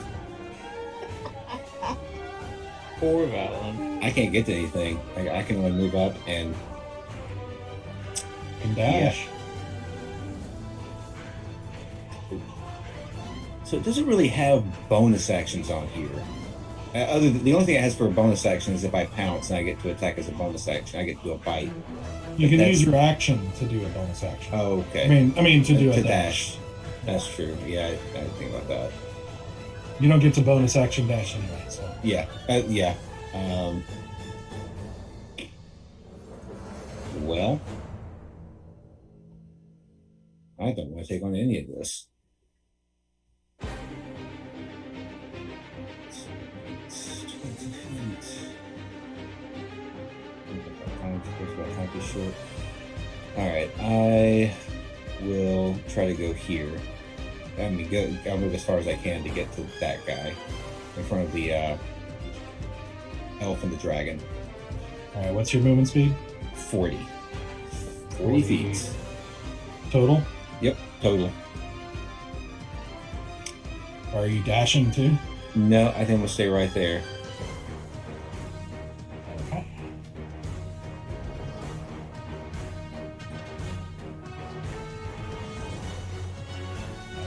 That's got it. Okay. That brings us to Easy. I think that Easy will bring up his paw like he's ready to trying to cast magic missile, and then realize he can't, and then move up. I wonder if Easy would move up just to the edge of the bridge. I don't feel like he would go all the way up. So right beside Stoic. Tiger Easy dude. Exactly. I'm having to play. Listen, I've been wearing that wristband for years. Playing Easy, who is actually a tiger, and trying to figure out what the chaos he would do. This tracks. This makes sense. Tigers can swim, beat it up. I'm just putting that out in the universe. Ooh, that does strike me as a bit of an Easy thing. Before I made the call, so. I'm just gonna remind everyone that tigers can swim. Can swim. They don't have a swim speed, so they're going to be slower in the water. I'm just saying. Just saying. Just saying. Okay. All right. So that brings us to Bear. Ooh, big bear. I'm just gonna. Where's my little marker? I'm gonna go to like right here. 40 feet, yeah, right there.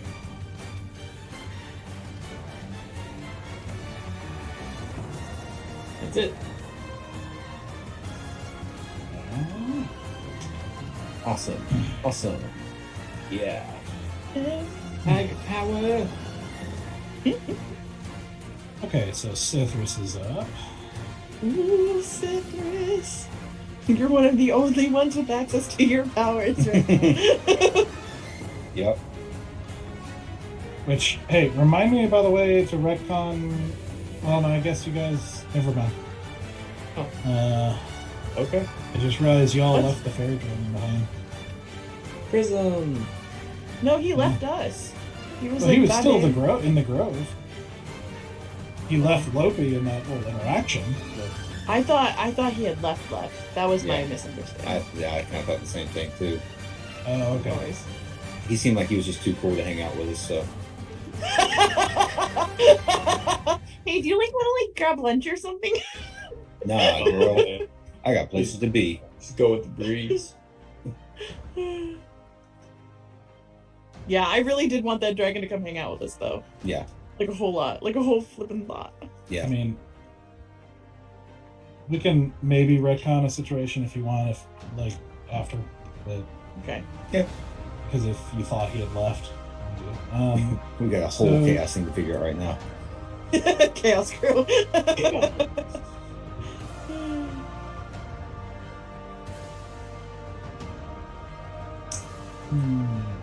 What's happening? I'm so nervous. I don't know why I started to sing all of my anxiety, but it's works. just where I'm at right now. Need some of that energy every once in a while. I mean, I see my anxiety. All right. He's going. So Sithris is just going to. Just from there, he's going to extend his hand and shoot 2 bolts of energy that you've seen, that kind of silvery energy that you've seen him shoot out before at the large.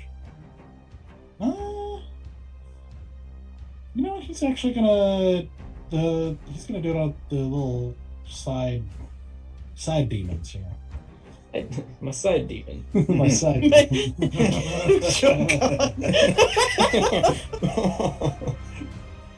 Stoic has side demons. Well, side devils. Yeah. He's got his main devil, and then Right. he's got his side devil. Yep. He just doesn't know he has his main devil. Although, really, I'm the side devil. If we're gonna be very honest, I I'm the think side that's devil. probably a little bit more accurate because Bolgash has got him They're in an wrapped. intimate relationship. Yep. Both of them hit. Good. Yeah. So it's going to hit. Let's. Ooh. Come on, say this. Take him out. Mm-hmm. All right. So as they both plant bolts straight, you hear that sizzling noise as it streaks through the air and bolts into this demon here, who kind of like lurches to the side for a second and then starts like twirling around, like looking around. Hard to even know which direction it's looking like, as it has these reddish eyes like on either side of the sort of like Venus flytrappy body. That doesn't seem to make much sense, but looks pretty clearly irritated. Storm. She's just going to fly up. Actually, she's going to fly out over the water here. And she's going to take a shot at the little demon too. Oh, bow. A natural one. There you go. Oh! And she pulls her bow and then like gets distracted by a fish down below, and like lets one go into the water, and it's like, oops. Good old Storm. Yep. Now it's the other NPCs. Oh my god. Very bottom of order. Yeah, I know, right? Yeah, they didn't do so hot. So the badger is going to make a couple of claw attacks.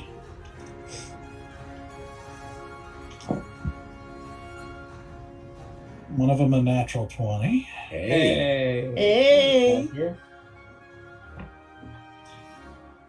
Mushroom. Actually, the other one hits as well. So. Hey, Badger. Get it, Badger. I think Badger don't give a shit. Yep. I think he did this time. Just takes what it wants. Okay,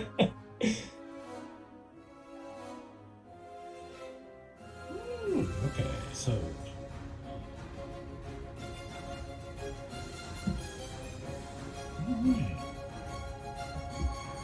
Come on, Feywild, let's get sickening.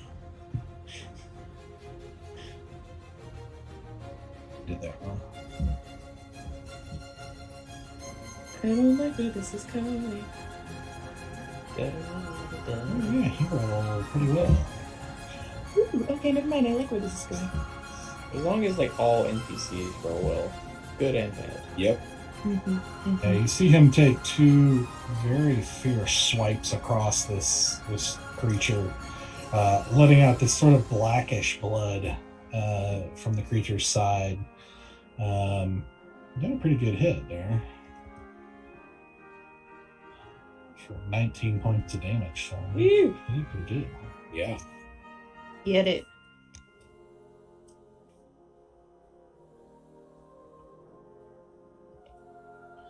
Okay, the owl. You got this. Yeah, he hits as well. Okay. Good.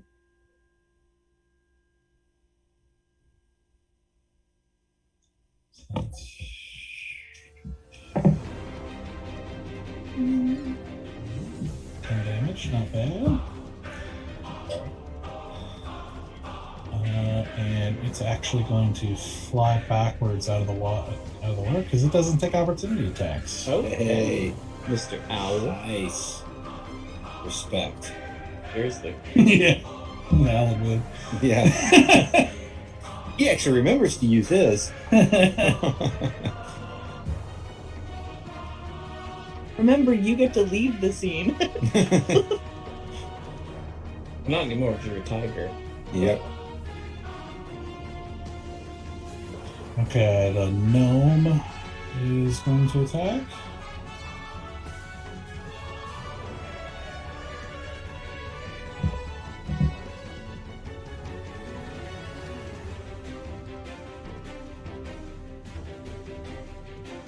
Okay, he hits as well. These guys are rolling good. Good. We want to hear. So 5 damage. Yeah, something. Hey.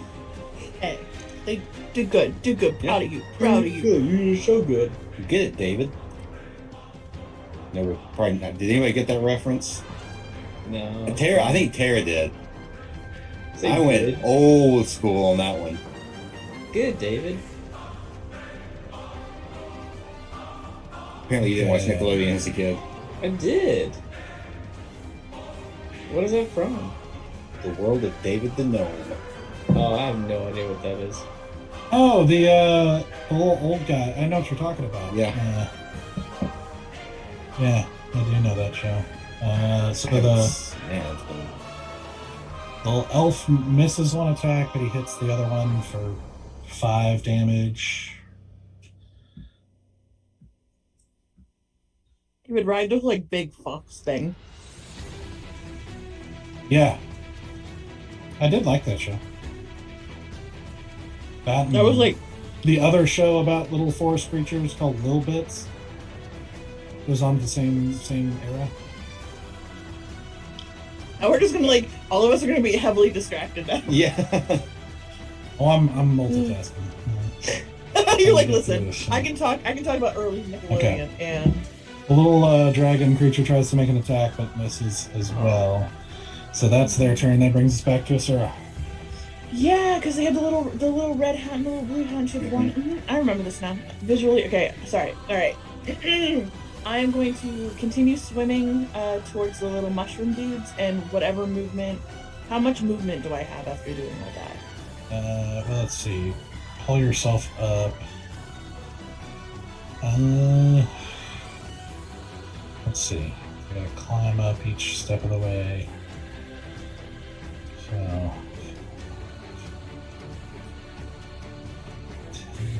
You probably get to about here. Is that from that particular mushroom cap?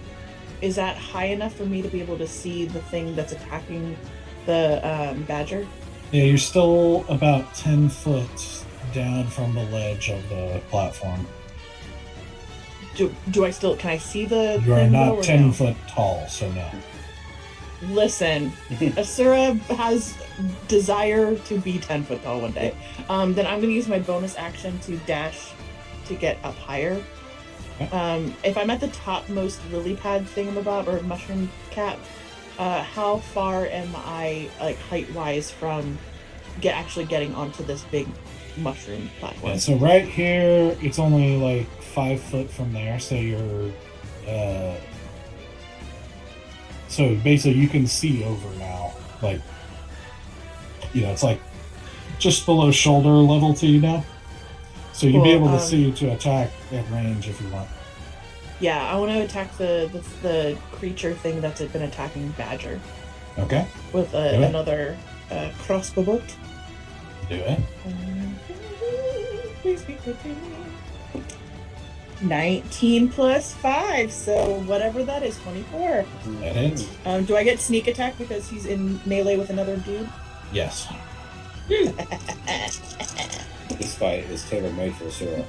Mm-hmm. It really is. Yeah. Everybody's engaged. I mean, so for long as somebody. I'm not stupid about it. So that is going to be 8, 16 plus 6, 16, 17, 18, 19, 23, 24 points of damage. Damn. 24. Mm-hmm. Okay.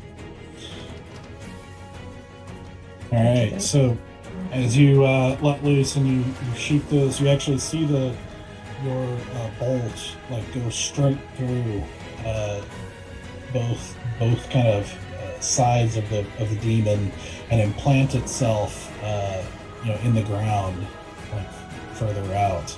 And you see the creature kind of make a few twitches and then fall down and stop it. Nice. And then, because I didn't quite use all of my 30 feet on my dash, can I like? You did, because Oh, there's did some I? there was some climbing involved. So every little mushroom step you had to climb a little bit. So that's about as far Gotcha. as you So I'm gonna just kind of crouch back down. I realize I can't hide because I already used my bonus, but I'm just gonna crouch back down. Okay. Just to not be standing there like, hey, what's up? With my crossbow bow, and it's just like my head just like in shot, like, hey. Like Wilson. Like duck, yeah, I'm gonna duck down as best as I can. Okay. Alright, so it's their turn. The big creature doesn't do anything. Yeah, he does not. It just sort of stands and watches. Okay. Whatever he did. I'm afraid to I love touch it. I'm afraid to touch it because like I don't know what Yeah. he did. The other little creatures are definitely going to make some attacks now. So Oh no. we're gonna see. We're gonna be saying goodbye to some NPCs, I imagine. So this one's gonna move down here and attack Asura. And this one's gonna move down and attack the badger. Cool. Love it. So Asura, that is a 17 to hit. That hits. I use uncanny dodge. That's not great. That's 7 points of 3.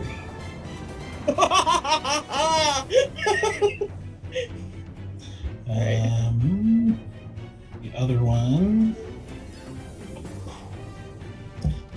attacking the badger, is gonna hit.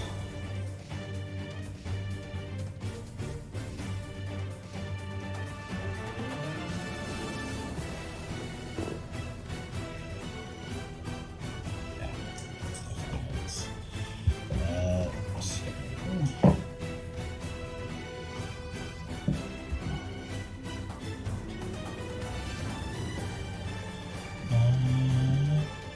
All this Yeah, PC, as it- PCB, PC.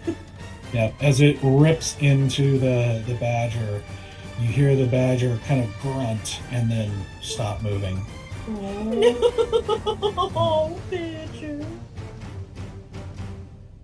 And as you watch this thing, you see it almost get sort of a fury, almost like a frenzy of sorts after it kills this creature, and rushes forward to make another attack at you.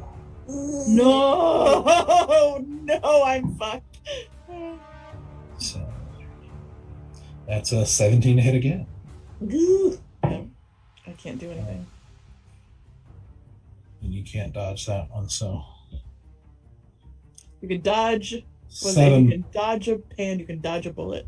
7 points of damage. Okay.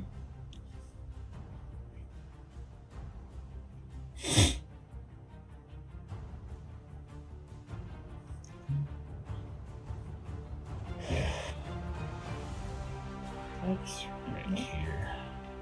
Oh god, I'm so in trouble. Okay, so this one up here is going to attack the gnome. Definitely hits.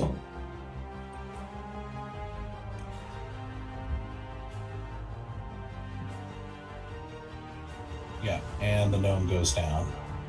Oh no! Oh. And again, you see that sort of frenzy happen, and it starts moving.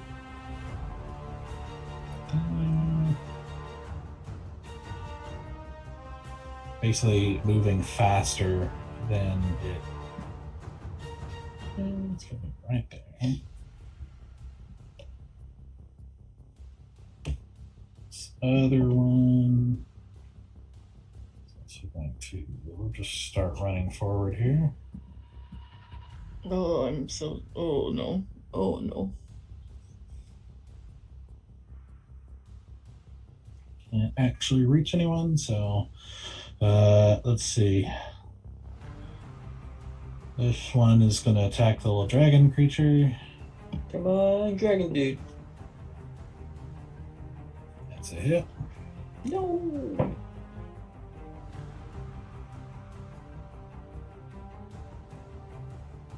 And the dragon creature, as it crunches into it, you see the dragon creature just sort of like disapparate.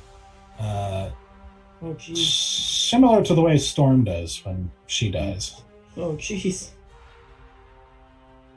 Oh, no. Then you see the other one going after the elf. Yep. But I believe that's a miss. Yeah. The elf is able to dodge backwards just enough to dodge the bite. And that's the monster's turn. So that brings us to Stoic, and Valen, you're next. So Stoic,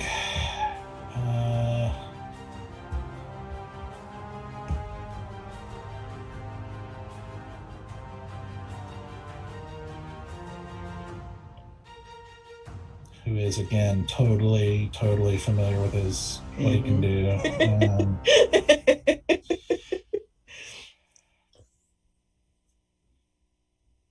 All right, he's going to hold his hand out.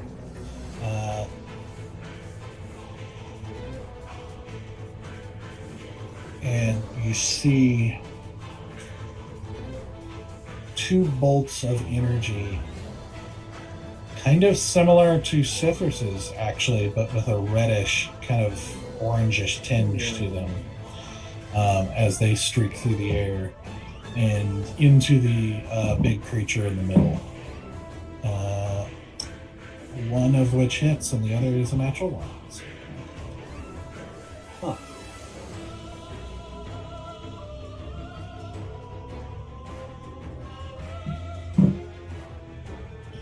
For 2 damage. Fuck, man. That totally tracks. That totally tracks. He's like, yeah, I got this great power now from this like fiendish entity. Yep. Doesn't know how to use it well. Man.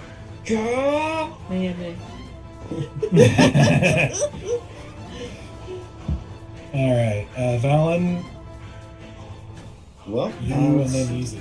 Yep. Let me see. How close am I? So I want to back up about 5 feet this way and do the little. Well, no. I'm gonna leave that. I'm gonna save that for Easy. Actually, I'm gonna get a running start at the big creature thing and pounce. Okay, backing up to pounce. Yeah, I want to get that 20 feet. Love it. All right. Got to make he's probably going to save on the. I don't know if he's going to save because I don't know what's going on with him right now. But a DC 13 strength saving throw. I don't even know if he can be knocked prone, but he's the biggest one out here, and Valen lives that kind of life. You have to attack first, Larry, I think.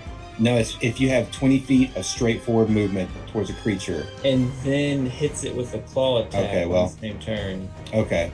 I mean, I can go ahead and do the claw attack first if you want. Yeah, you have to do the claw attack because you have to hit. Rolled a natural 18, so There that's you what, go. 23? That hits. And what's that, D8?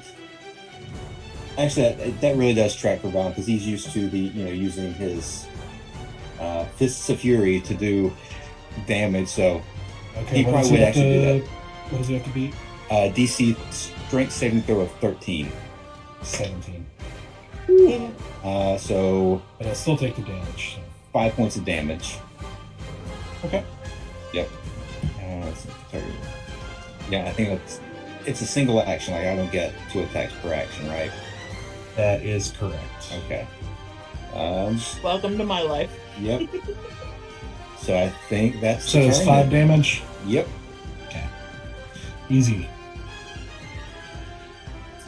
So Easy is going to do the the cat thing when he's about to pounce. He gets down kind of low and wiggles his butt. Yes. Easy does that because it's Easy, and of course Easy would do that. Same thing. Yeah, but I can just see that gif now. Just the. Yep. And Shaq. Wiggity spoogity. I think Easy tends to go after the biggest thing a lot of times, so I think that would actually track for him as well. Okay. So going for that attack. All right. Make No an one attack. help me out in the corner. That's Natural fine. 20. Yay! Yeah. What an easy roll.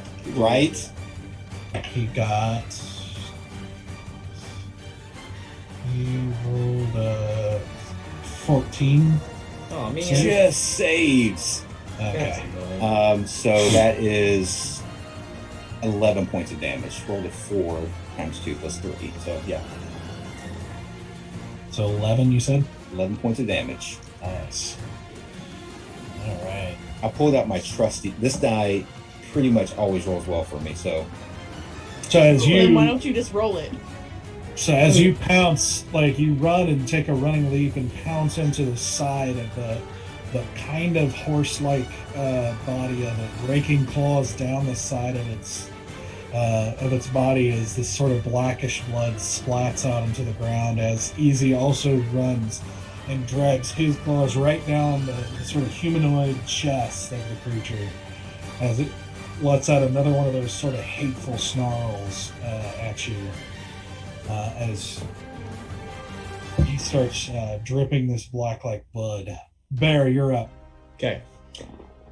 Can I run 40 feet to attack that guy over here? Yes. Perfect. That's what I'm doing. And you can do your pounce. That's what I'm gonna do. Come on. Yeah, you're a good die. Come on, good die. Damn it. Sorry, Sarah. That's only 9. Not gonna do it. So you run and make a pounce, but the creature just sort of sidesteps it as you just find only the tree surface. I don't like being a tiger. I love it until I have to attack. I like attacking as bear, okay? Bear is what my attack persona is. I'll give you scritches later. Nope. Alright, Sithris is just going to do the same thing. 2 more bolts of energy onto the creature in the middle. Both of which hit. Ace. Come on, Cephas. Okay. 10 points. Woo. Okay. Okay, Respectable. Sithris, I see you. This big creature is starting to look pretty rough. Okay. The Storm, she's actually going to take a shot at the demon. This one attacking the elf creature. And hits. Hey. Get it. So, Get it, Storm. I'm so proud of you. so the creature has to make a Constitution saving throw, which it does. Save, but takes 1 point of damage. Oh, Yeah. Oh, Storm.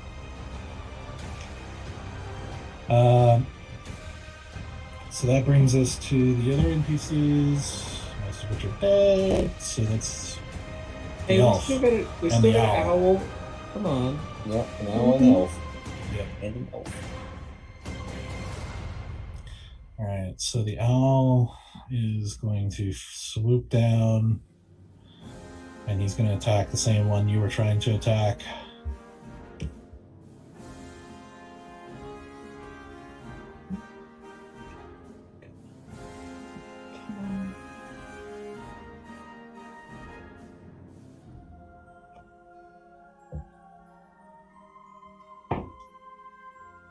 Cocked. That is going to miss. Oh. 8. So he misses and then swoops back a little ways. Cool. Good call. And then the elf is going to make 2 attacks against the one right in front of him there. And rolls a 1 and a 2. Oh. That's not going to do it. Nope. Damn it. We're about to lose all these damn NPCs. Seriously. All right, so Asura. Yep. I'm seeing that now crossbows don't really work in this very close proximity. I'm gonna take out both of my sapphire daggers, and I'm going to attack the dude that's right in front of my face. Question: do I Which get one? sneak attack? The one that's right in front of You will get sneak attack on this one. Not Which on one's looking this worse? Which one's looking real bad? One. This one has none of them are looking bad. This one's taking some damage. The other one has not. Okay, well, sneak attack is the only way that I'm useful.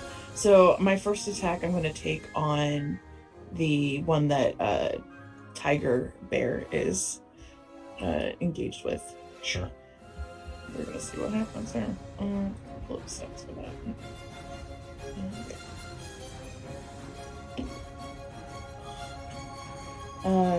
6 plus 5, 11. That does not hit. Then I'm just gonna use my other hand to attack the same thing. No, I'm not. I am going to disengage. You can disengage one of them. Yeah, I'm gonna. The other. Yep, I'm just gonna disengage one of them. Okay, and move where?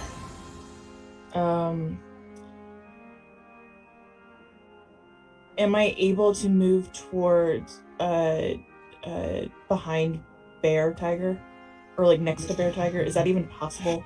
You'd have to like go around. So let's see. 20. Yeah, it's like you could get beside him. I'm just gonna get back. I'm just gonna like circle around and get like right underneath Owl. Okay. Like that? Yeah. Or like under it. Under him, like actually under him. So I'll still get an opportunity attack from one of them. Yeah. Okay. So that's gonna be 11. So that won't do anything to you. That will not hit. Okay. So that brings us to their attack. So, big boy. Let's see if he gets his big attack back. I don't like that. It's a big attack. That's not fun.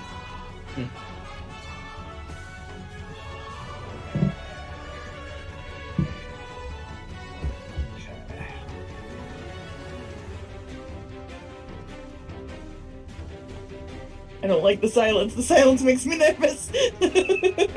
Silence is the most violent. Silence talking doesn't matter. No silence. Do do do do do do do do. Darkness, my old friend. I've come to talk with you again. Okay. He is not, but he is going to get 3 attacks here. No, that's fine. He doesn't get his big attacks. He just gets 3 attacks. Yeah. What is this nonsense? Alright, so Valen. He reaches down and swipes at you with his claws for 24. To hit, yeah. I mean, the tiger's AC is not great. That's 14 points of slashing damage. That's down past. Oh, I mean, that takes me down to the 0 on the standard HP. How many? You had 7 left. Is that right? Yeah. So what happens is, see the tiger. There's a shimmer as the tiger disappears, and Valen's form reappears with some blood as a slash across his chest. Okay. As you take 7 points in Valen form. Okay, gotcha. Carrying over. As he continues with his, like he rears back and makes attacks on you with his hooves. Easy did more damage. Natural 1. So Hey. that's the thing. And then That's good because hooves hurt. you see his tail. What you now see is this kind of long, almost serpentine tail with a serrated, kind of bony structure on the end that now whips at you for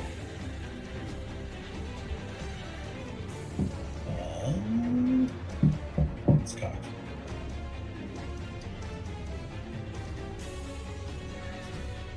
14.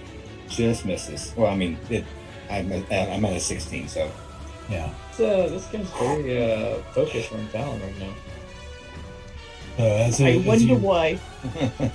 You feel the whoosh above your head as you just barely duck out of the way as this thing slices the air above you. Okay. Meanwhile, the other demons. Here it comes. Yep. So that's one of them is going to come up and try to bite at you. 18. Yep. Oh, God. 13 points of piercing damage. Okay. This other one is going to do the same thing.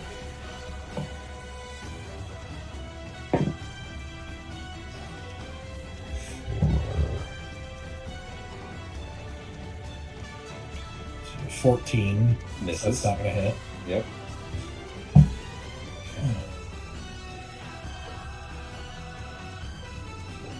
So this one is... Actually, this one is going to attack the elf.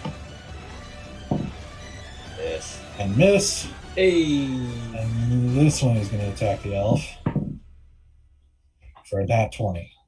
Oh, goodbye, elf. He served his purpose well. He was cannon fodder. Pretty much. I mean,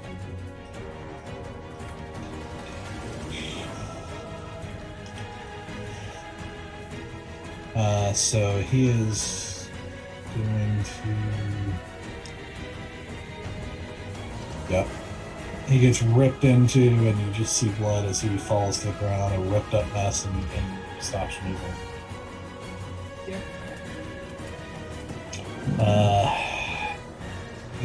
Let's see, what do we got over here? So this one here is going to chase Asura for 6, which is not going to do it. And this one is going to attack Bear Okay. for 17. Yep, that is. So you're going to take 13 damage. Okay. Still standing as a tiger. And oh, you know what? I forgot that this over here and still move.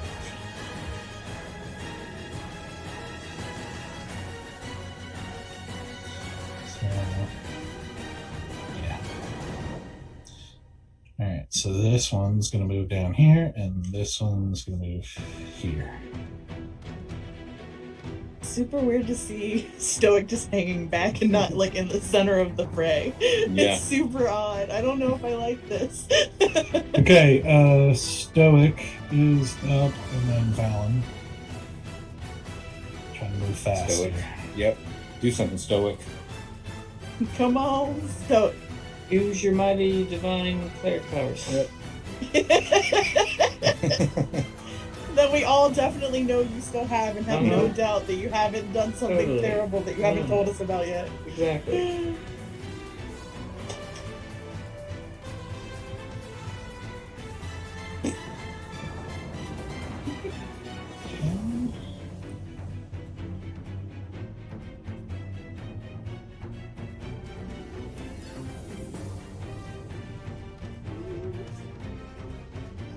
I feel like he's trying not to say anything that would give it away of what he's become.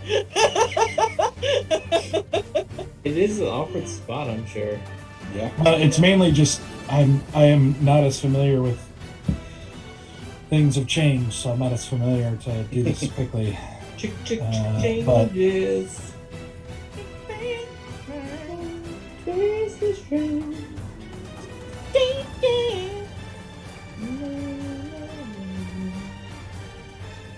okay. I think that's what he's gonna do. Alright, he's going to Swing that mace. Bring that mace round.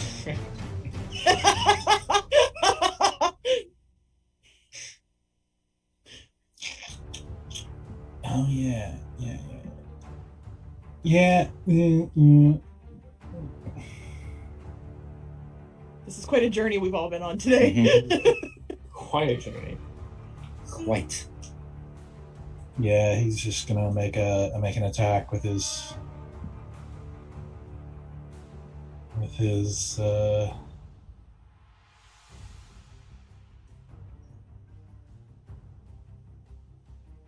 mace.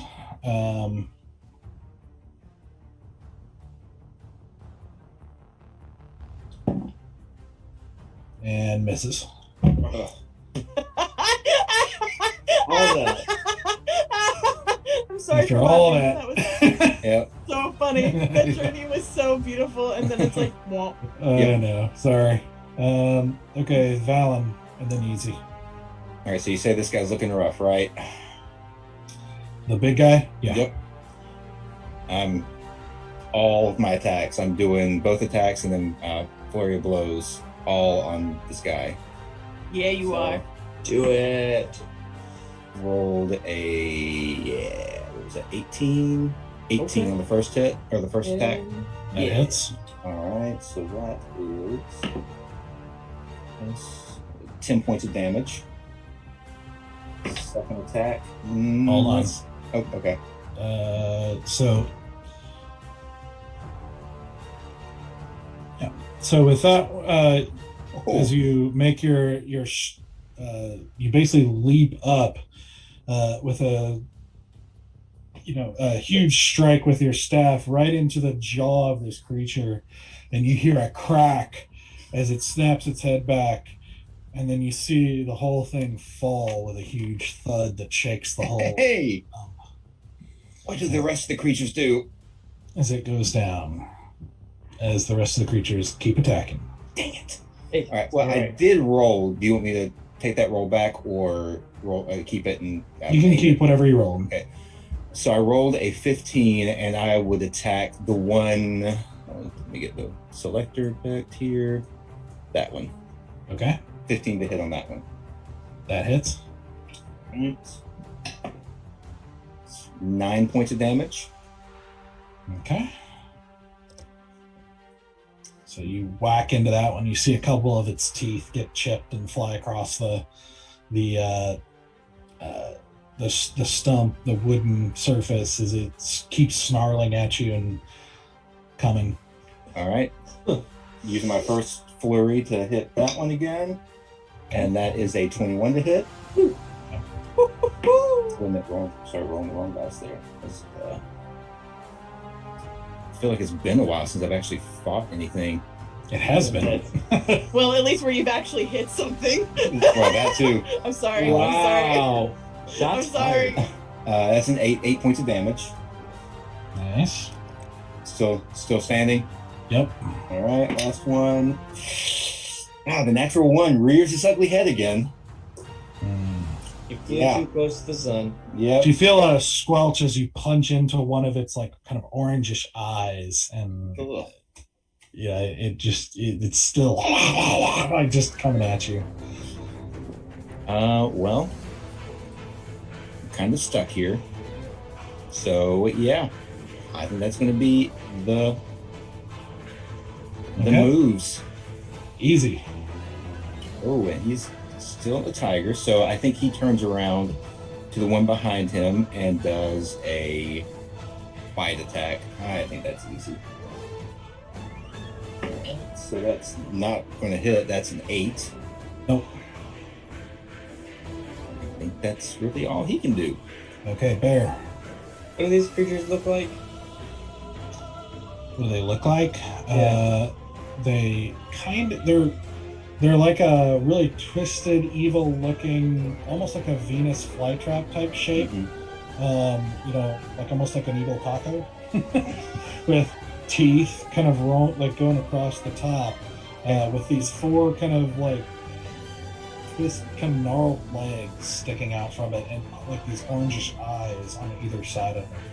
Does he have is his torso like a plant torso? No. Oh. Okay, then I'll just bite one of his legs. Yeah, I'm trying. Venus flytrap is the closest I can get to a shape. It doesn't look plant-like at all. Okay. His head is Venus flytrap-ish. Yeah, just the body of it looks like the pod of a Venus flytrap, like just that kind of taco shape with teeth. Gotcha. Okay, I will bite one of his legs. Okay. Natural freaking 20. Nice. Hey, Get it! Bite him! Bite him! Bite him! take him out. Take him out. Get him, kitty cat! What is that? D10. Okay. Come on, roll that 10. Roll Come on. that 10. Damn it! I knew it! 1! The universe was imminently imbalanced. Yep. It was like, no. It's alright. But it becomes a 2. It's gonna become a 2. Plus It's a gonna 3. become a 2. So 5. Yep. All right. So as you bite into the leg of this thing, your teeth sink into this tough, leathery hide of this creature, and your mouth fills with this sharp, acidic, horrible taste. Like if you didn't have the adrenaline, you'd probably be tempted to throw up. It is horrible. Cool. So I'm gonna bite into it, and then I'm gonna like hold. I'm not gonna move. I'm gonna bite and hold, like kind of put my haunch legs down and like just like hold him still. Okay. All right. Cithras is gonna make 2 more attacks. I guess I'm running kind of stoic here.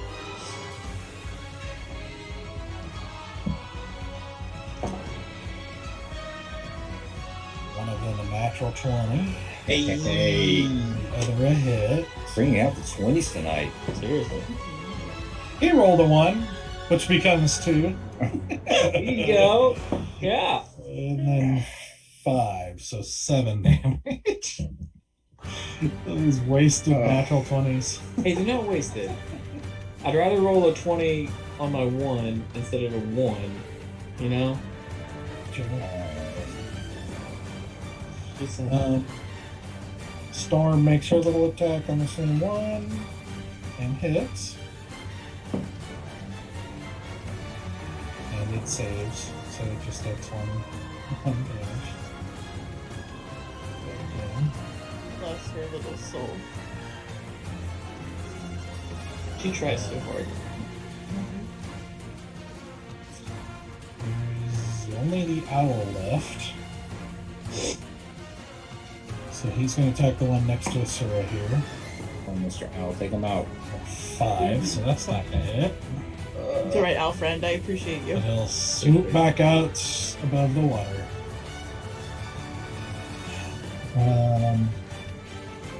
He's got good position for this, actually. Using the water for safety. Yeah. Smart. So that brings us back to Asura. Okay. Alright, I still have my 2 sapphire daggers out. I'm going to attack the guy next to me. Okay. Let's see how this works. Come on. I don't think that's gonna land. That is going to be a 12. Damn it. Okay. Then with my other hand, I'm gonna take the other dagger and I'm just gonna throw it at the one that's with Bear. Like Tiger Bear. Yeah.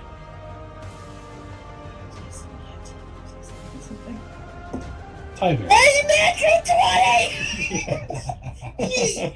All right. All right, and that's my sneak attack too. Yep. Oh, is it? Yeah. Yeah. Yeah. Because I get sneak attack once in a turn, and I haven't used it yet because I didn't hit the first guy. Also, I'm within range of him. Yeah. You are It'll also be within range, so offhand, so you won't add the other damage to it, but you'll still get sneak attack. Yeah. yeah, I won't be able to add the plus whatever it is, Yeah. the modifier. Right. But it will still be a 1d4 plus 3d6. Times Roll two. those dice. Get that Times good two. roll. Yeah, get that And good roll. and lightning damage, because this sapphire dagger has lightning damage. You said the I forgot sapphire about- was the one you attacked next to you. Well, I have 2 sapphires. I've got the 2 prototypes now. Oh, that's right. Yeah. So I've got This the is 2 versions. this is of it. the early version, right? Yeah, this is the first version, so I'd have to roll a 3 or a 4 to get 1d4 Yeah. attack. But I still get 1d4 piercing damage plus 1d4 lightning damage. Finish him up. It's all double. Oh, that's okay. That's not great. So that's gonna be 3, 4, 6, 7, 9, 15. 15 doubled is 30. Mm-hmm. Yeah. That's With no other adders. pretty awesome. So as you chuck the dagger at it end over end, it sinks in like deep into one of its eyes, actually like sinking even further like than the hilt, like halfway up the handle, deep into its eye, and you see it just freak out for a second and then fall over. Okay, and I didn't get I rolled a 2, so I didn't get any I didn't get a hit point back, but I did some damage. Yeah, you did. Yeah, I did. And then that's my bonus action, so I just stand there looking like an asshole with one dagger in my hand. Yep. All right, so that brings us to them.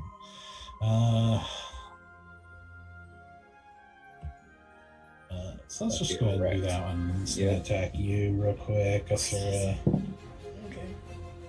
And that's gonna be a 18 to hit. That hits. I'm gonna use Hellish Rebuke. Okay.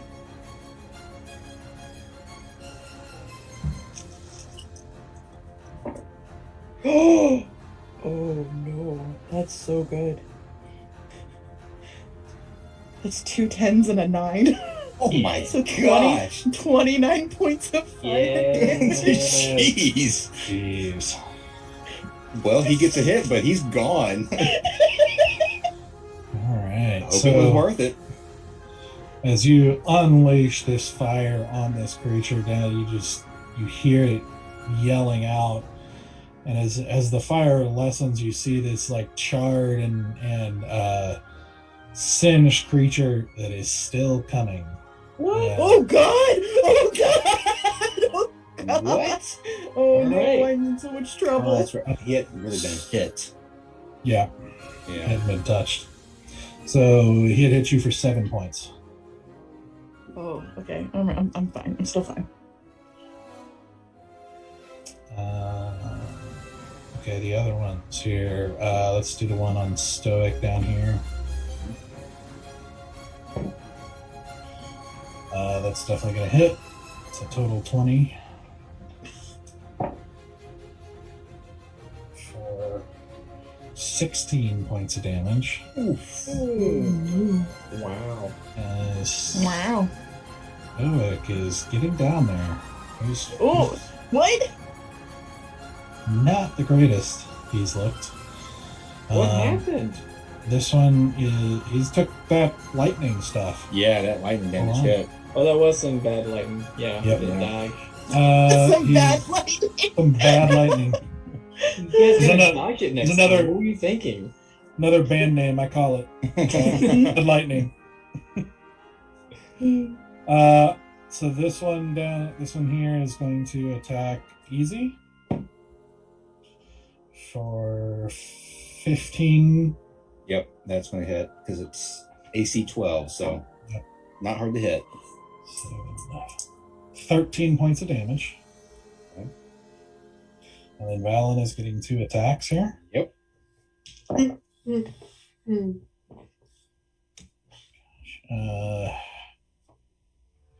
Neither are going to hit. It's an 11 out of 10. Hey. Okay.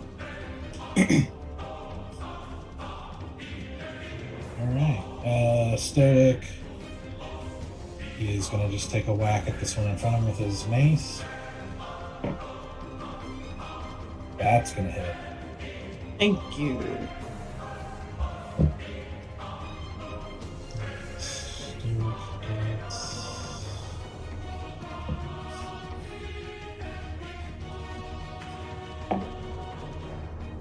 6 points of damage.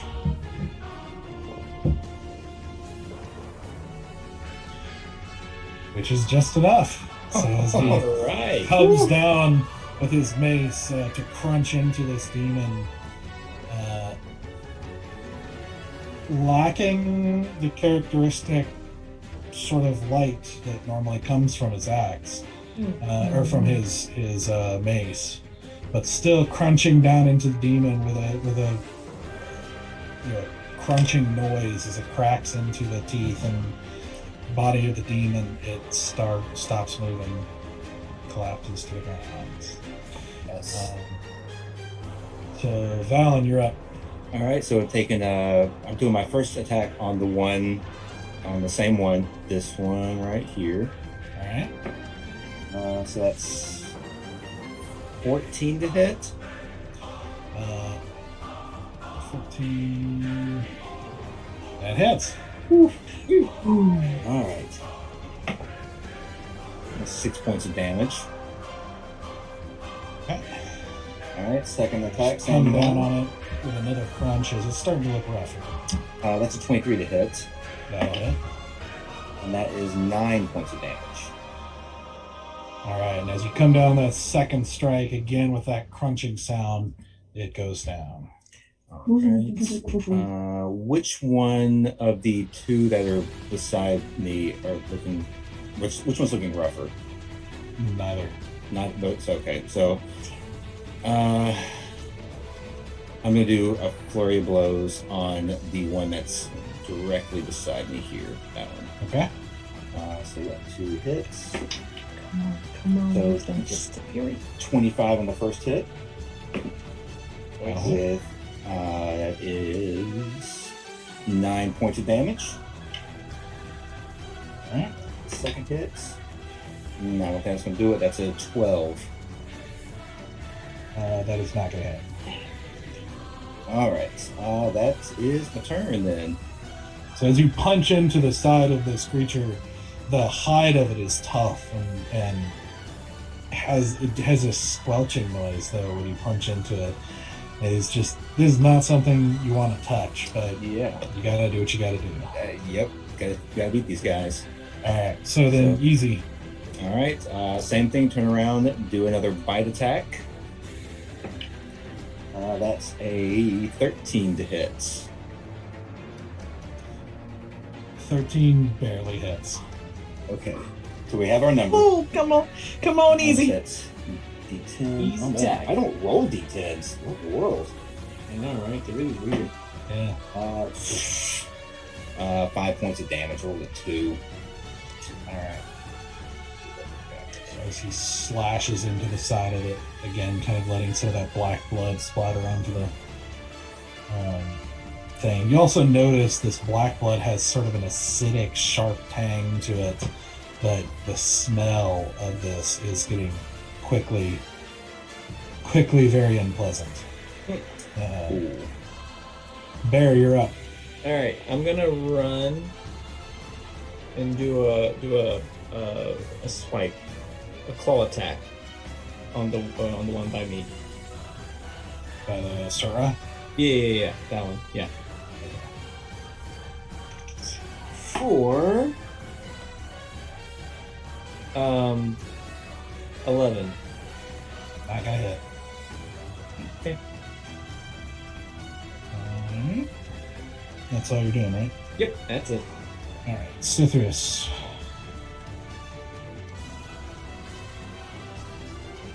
Cythrus is just going to make another couple of attacks on this. Guess he'll attack the one you're attacking.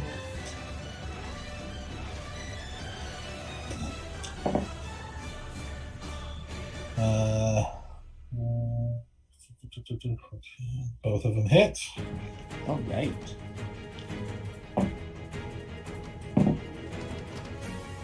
So that's 12 points. It was against this one. Storm is going to hit the same one for 2, so that's not going to be it. Oh, Storm. Bless her heart. She can barely ever hit anything. But I'm so proud of her because she's like, I'm gonna do it this time. Mm-hmm. I just feel it. She never lets it get her down. She's like, I can do it. What's this All owl right. do? Owl is swooping down to attack this demon.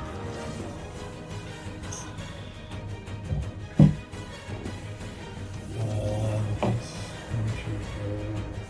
12, just missing. Oh, poor owl. Jeez. And swoop back out of the way. He's staying alive. Shit, he has survived. He's got Saturday night fever and he's staying alive.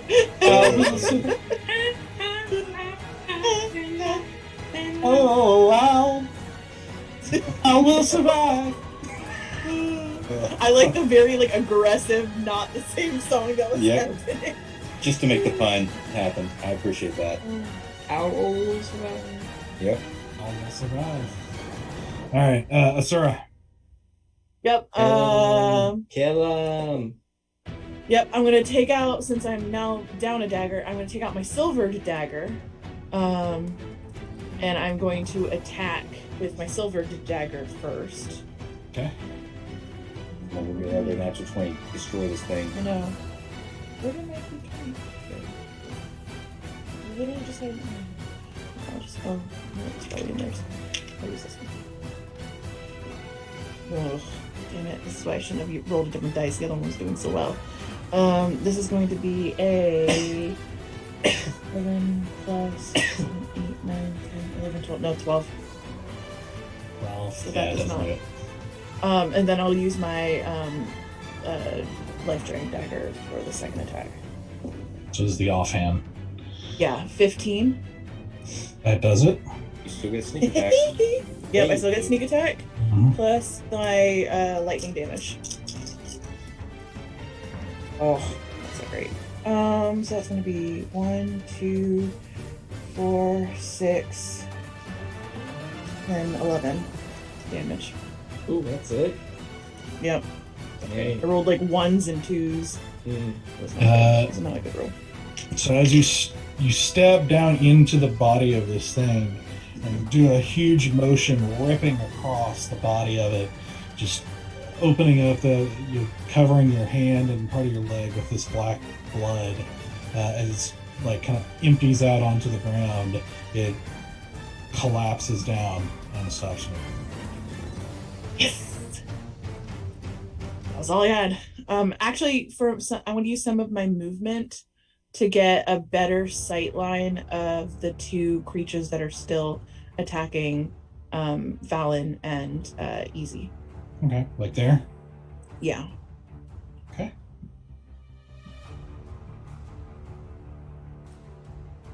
Okay, it's their turn. So this one here is going to make an attack on Valen. Yep.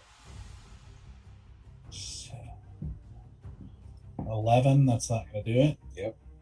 And the other one's going to attack Easy. And that's not going to do it. 8. So hold on, let me see. Let's see, they're both kind of getting down there. So what we're gonna do is, for the sake of time, because they're both looking weak, and you guys are obviously gonna do this, we're gonna say that you're eventually able to take them down. robbing us of our victory. No, it's okay. No, totally okay with that. We're late, and there's Yeah. you know it's you know there's not. And we're much gonna definitely wreck it, so it's fine. Totally. Yeah. Totally. Yeah. So the rare chance of you just getting an automatic. But so you look across at these horribly evil-looking creatures that just looks like something straight out of a nightmare. As you see this sort of blackish blood that is very quickly overpowering stench is now starting to overcome this platform. You start as you kind of look over this scene and seeing the dead Fey creatures are on this platform, and their blood kind of mixing with the others, and just it's almost like the lightness that you've been feeling in this sort of carefree world that you've felt seeping into you since you've been in the Feywild. It's like getting socked in the gut suddenly with like, whatever this is does not belong here. Like, this doesn't belong anywhere. I don't know what this is, but it doesn't belong here or anywhere. And it's like for the first time since you entered the Feywild, it's like you're feeling something very serious and very wrong. Almost like a reality check. And so as you survey this carnage, as the owl starts to fly towards you, that's where we're going to end tonight. Okay, well, that took some turns. All right. Mm-hmm. Yes, it did. That was a lot. That was Yeah. a lot. Okay. Okay. Yeah. Some stuff to process. Ah. Mm-hmm. And two of you are still tigers. Uh-huh. Meow. Turn down now.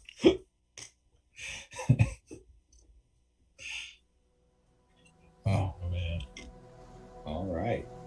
Well, I appreciate. Yeah, this was good. This was good. This was also really sad because the Feywild was so light and bubbly, and even though we were making proper asses of ourselves, we were at least having a bubbly, fun time. Yep. And then. Yeah, and then it got real. Yep. Super real. And it got real. This shit just got real. All right. Well, we're running late, so I'm going to go ahead and say thank you for joining us. Next time. Next week we will not be having a stream.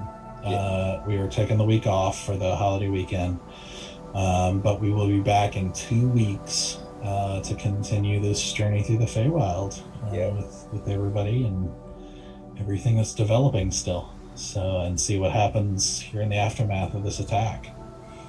So, thank you very much for joining us.